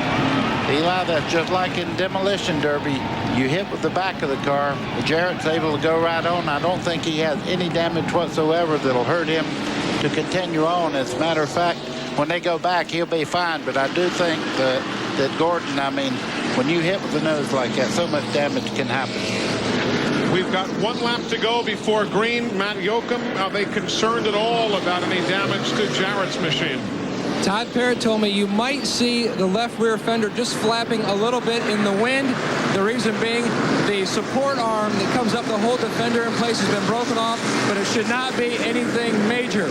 Another thing to look at, really, he might have gotten a big break here because in 7 of his 20 starts here at Dover, his days have ended in a crash, and by escaping this melee, you know, it could be a pretty good ending to a day for him. Let's go to Steve Burns. Well, let's see what Ricky Rudd has here for Dale Jarrett. He came in after the accident, changed 4 tires. They didn't make any changes. Ricky got out in a hurry, and he said, perfect pit stop, guys, just when we needed it. And this team is pumped up. Let's see what he has left. When we go back to racing, Ernie Irvan has fought all day long to get back in good position. He runs 3rd right now. And Jeff Burton right behind him. The 99 is in 4th. And we have got 44 laps to conclusion. Mark Martin is 5th. Petty is in 6th spot, all on the lead lap. Jeremy Mayfield also on the lead lap. He is in 7th. Well, fasten your seatbelts. Here we go. Rodney Wise with the green flag, and we're back to work. It won't take long to find out whether Jarrett has any problems or not as far as aerodynamics on that Ford, because Ricky Rudd is very, very good in this race, and so is Ernie Irvan. Irvan on the bottom. So problems on the restart. That's for darn sure. Nope. He lit the fuse, didn't he? He did that. Wow. You're riding with fourth place, Jeff Burton. Jarrett has opened a very substantial lead up ahead of these cars. Early, look at the lead he's got coming off the second corner. Rudd in second spot, Irvin. Then Burton. Well, that crash sure didn't seem to hurt Jarrett's car at all. At least not so far. Yeah, good scramble though for that second place spot right there. Boy, that's a Ford parade right now. They're all Fords in the top 5 positions there. You've got a Pontiac in 6th. Now, it's kind of interesting if you were to have factored Jeff Gordon out of all of the races this year, realize he had won 4 of them, and assume that second place had won the 5 races that Gordon won. 9 Fords would have won, 1 Chevy and 1 Pontiac. Look how the points are stacking up at this very second of the day. Yeah, but Gordon's still in the pits. Yeah, so that's why we stress right now, but there's a lot that can still happen. Ernie Irvan just took second place away, and here comes Ward Burton under Ricky Rudd as they come down the front straightaway, Eli. And if Jeff Burton can stay there to Rudd's inside, he's got the spot. So Irvan second, Jeff Burton third, Ricky Rudd fourth, Mark Martin now fifth. Then Kyle Petty, he's in 6th, and Mayfield 7th. And there goes Rudd. Great racing. Super racing on the track and in the garage. There's as much tension there. Glenn Jarrett watching that Jeff Gordon radiator change. They're just about completed with the change, Eli. They're putting the water back in the new radiator. It's in. Look at the old radiator. That's the hole that it touched it. Jarrett in trouble. Jarrett has a problem. I don't know if he's blown up or what. Jarrett has a problem. Ernie Irvan is now the leader. Eli, smoke started just as he started off turn 2 over there. Do you believe that? Do you believe that? Yet another DNF at Dover for Dale Jarrett. What a heartbreaker. Dale Jarrett led the most laps, dominated this event. Matt, what's happened? Well, Dale Jarrett is on his way down pit road. Guys, an interesting fact, if you look back the past 6 races dating back to Bristol, a Yates motor has blown up in 5 races. They are seemingly having a little bit of trouble, and we're on the way back to the garage to talk to Dale Jarrett. Here's what happened. See the smoke start coming out. It got under the rear wheels. He did a very good job of keeping that car straight. Too bad for Dale Jarrett. Now, here's the battle for the lead. Irvan, Rudd, and Jeff Burton. And the question is, will Irvan's motor hold up? Same shop, same situation, same pieces and parts. I think the motor's fine, but I tell you what, Ricky Rudd has really turned up the intensity. He's running second there, but he's moving in on 28 of Ernie Irvan. Well, they can all smell victory, all 3 of those guys. My goodness. Jeff Gordon is back on the racetrack now after his repairs, so the swapping of radiators. There he is, running 11 laps down. Meanwhile, second spot up for grabs. Here comes Burton on the inside of Ricky Rudd. Ricky just backed out of it and let him go. Hey, 2 cars shafted, may be able to run the leader car down because Ricky was losing ground. Gee, look at this. What in the world happened there? His foot must have slipped off the accelerator coming out of the corner. I have never seen anything like that. And now remember, this guy right here, Irvan, he led 142 of the first 186 laps today. Battled back. Remember, everybody made a pit stop at 186. Ernie had to come in again at 188 and put him back to 13. And he has spent the rest of the day battling to the front. He's gotten there at lap 464. Let's go to the garage area. An update on Dale Jarrett. And a very dejected Dale Jarrett comes out. Dale, after all that happened, looks like the engine went away. Is that it? Yeah, that's what I think. I can't talk much, but something happened in the motor. You think it had anything to do with the hit that you got from Jeff? No, it didn't have anything to do with it. It's unfortunate. Well, it has been unfortunate for the last 3 races. Dale Jarrett has laryngitis. That's why he can't talk, and he really doesn't want to. Pretty dejected. Meanwhile, here's a scramble for the second spot ongoing. Ward Burton fighting very hard. Ricky Rudd does not want him back. Mark Martin's in there very tight now also. Look at those points right there. Jarrett would fall out of those top three.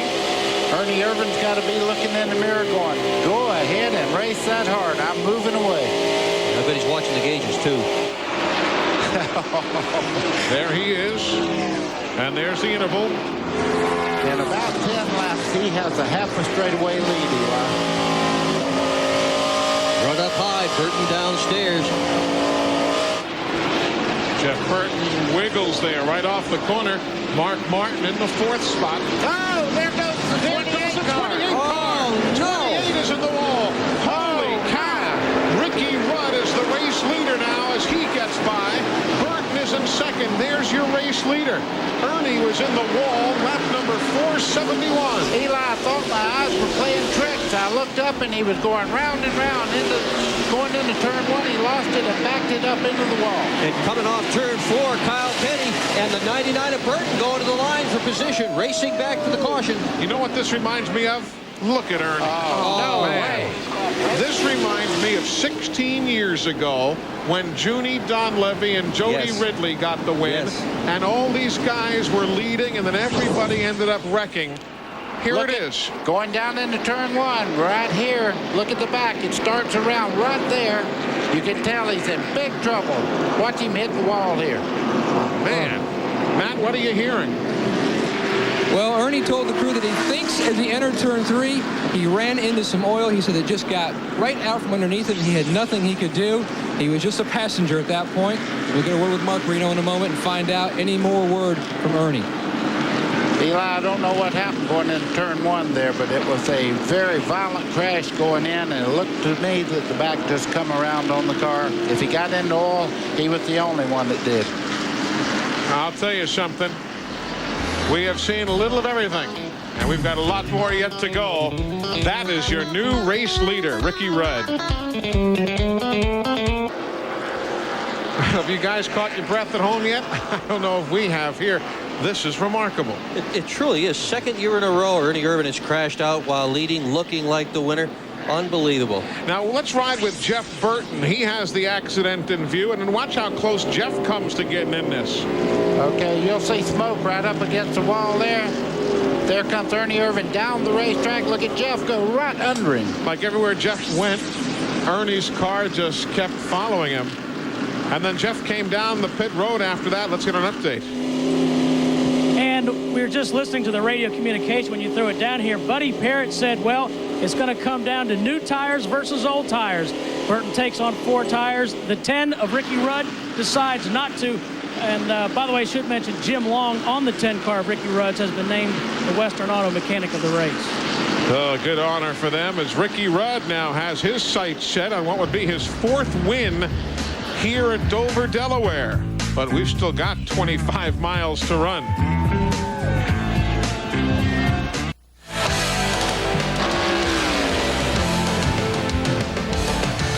When stock cars burst onto the national scene in the 50s, the rules mandated stock DOT-based rubber. They were a far cry from the radials that grip today's tracks. I'm here with Gary Nelson, NASCAR Winston Cup Series director and former crew chief. And Gary, you've really seen tires evolve over the years, haven't you? Well, tires are such a big part of NASCAR racing. I can imagine the early NASCAR rule writers struggling with the safety aspect of it and also the close competition.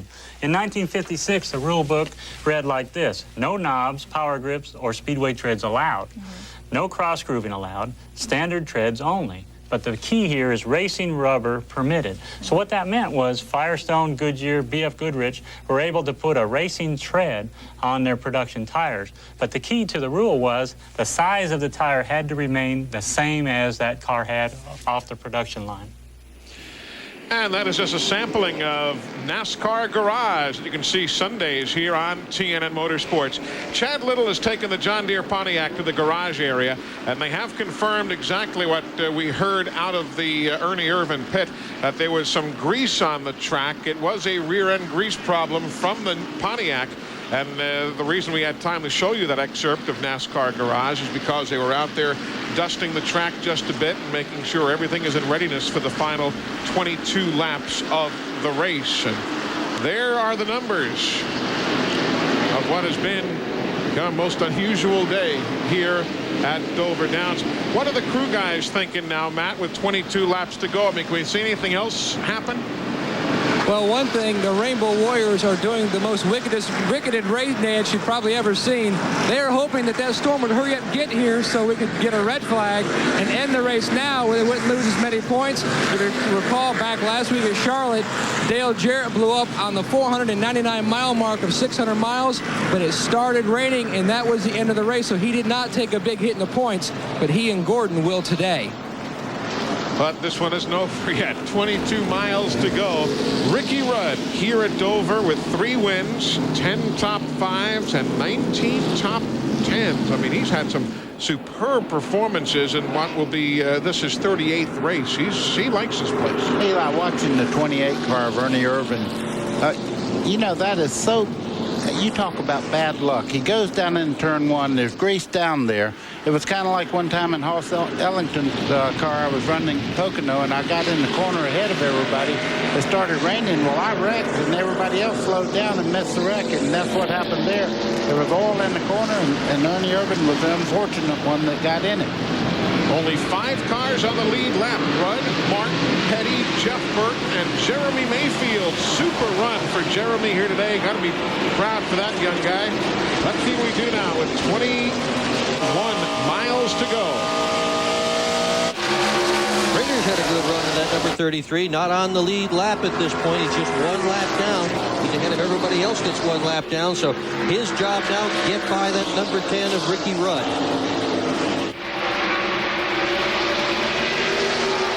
Looks like Schrader's going to make the move down going into turn 1. He didn't quite make it, but he's trying to get by. As you can see, the one that could really get a break out of this is the 6 car, Mark Martin, as they go down the back straightaway. Here goes Burton now. My goodness, they're going to block. They have both left Kyle Petty behind. Martin and Burton have. Looked like they were going to go 3 wide there for a second coming off that turn, which you cannot successfully do here at Dover. Schrader still trying to get that spot. It's not going to be a full moon tonight, is it?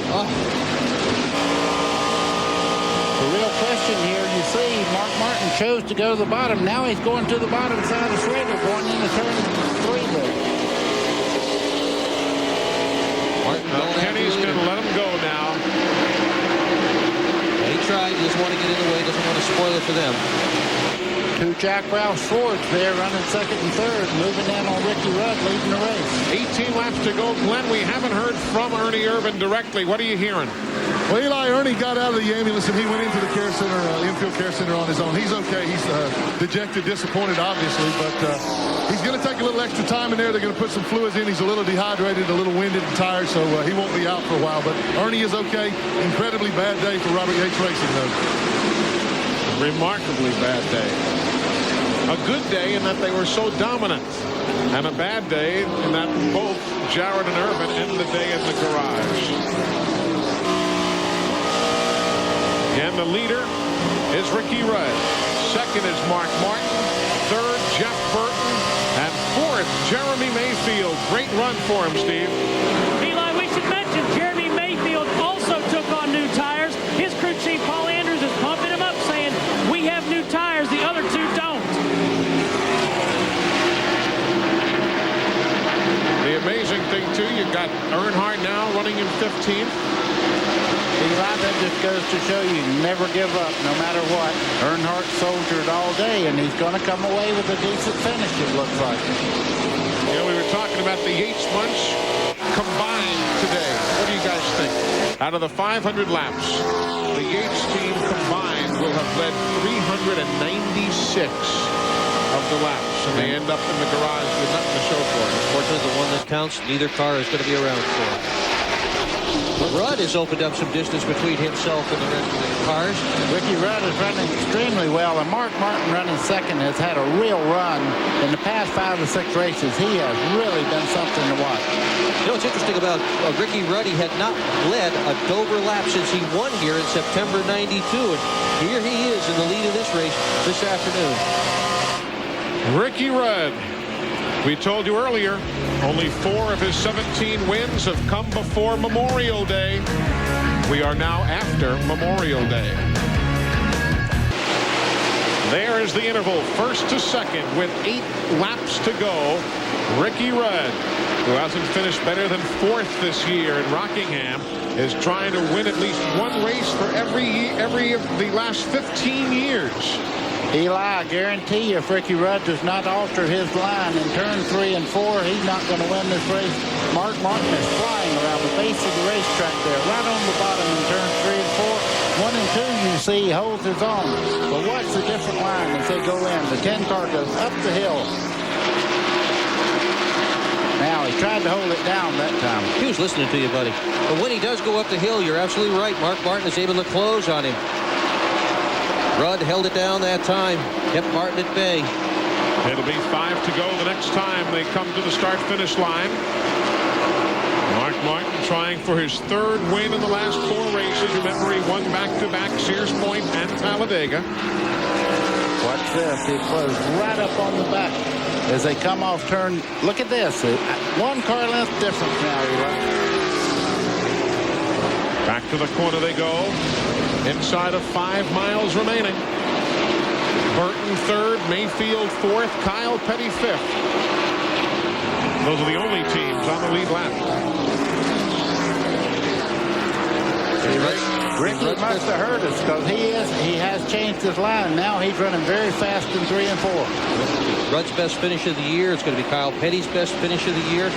Mayfield's best finish of the year if they can all hang on to where they are right now.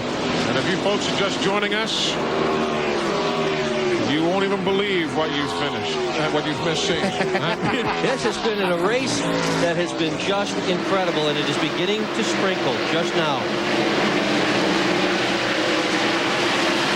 NASCAR knows how to run a race, don't they? Get right to the very tail end. Hold the rein off at the very tail end. Eli, you can see the pot of gold right now. They're right down to the end of this race. Can Ricky Rudd hold him off? Those of you tuning in for NHRA Winston Drag Racing, that'll be coming up next from Heartland Park, Topeka. Mark Martin's not finished. 2 to go. 2 laps to go. Oh, boy. They're down right on the bottom of the racetrack. You see Ricky trying to run where Mark is really fast. Whoa! It's loose. Remember, he got a run coming off that turn. Jeff Burton is 3rd, remember, in case the front 2 go away. Coming to the white flag from Rodney Wise. White is in the air. Traffic is in front of them. Inside of Steve Grissom. I don't think lap traffic is going to play a part here. Hut Strickland's just ahead of him, but he's running pretty good, and he's head off into turn 3. There's 3rd and 4th. But now for the win. Couple of clean racers battling for the win. Ricky Rudd has picked it up. Ricky Rudd wins at Dover Downs, Delaware. And Ricky has now recorded at least 1 win in each of the last 15 years. And 4 times here on concrete. You said he'd never won on concrete. He did it all today. He did. Ricky Rudd. We'll be talking with him as soon as we get to Victory Lane. What a finish. What a day in Dover, Delaware. We're coming right back. Well, Ricky Rudd is in Victory Lane. Not that he is not deserving, because he battled all day. But what a series of bizarre happenings. And you got to be there to take advantage of those situations. And there is one very happy driver owner, Ricky Rudd from RPM, Rudd Performance Motorsports. Bill Broderick of Unocal is there. Glenn Jarrett, quite a finish, huh? Oh, absolutely, Eli. And as you were saying, sometimes Ricky's coming out right now. And he gets the accolades and the cheers. Sometimes victory doesn't go always to the fastest car during the race, just the guy who is fastest at the very end. Getting congratulations from his crew here right now. And Ricky, what an incredible turn of events, but you're no stranger here to Victory Lane at Dover.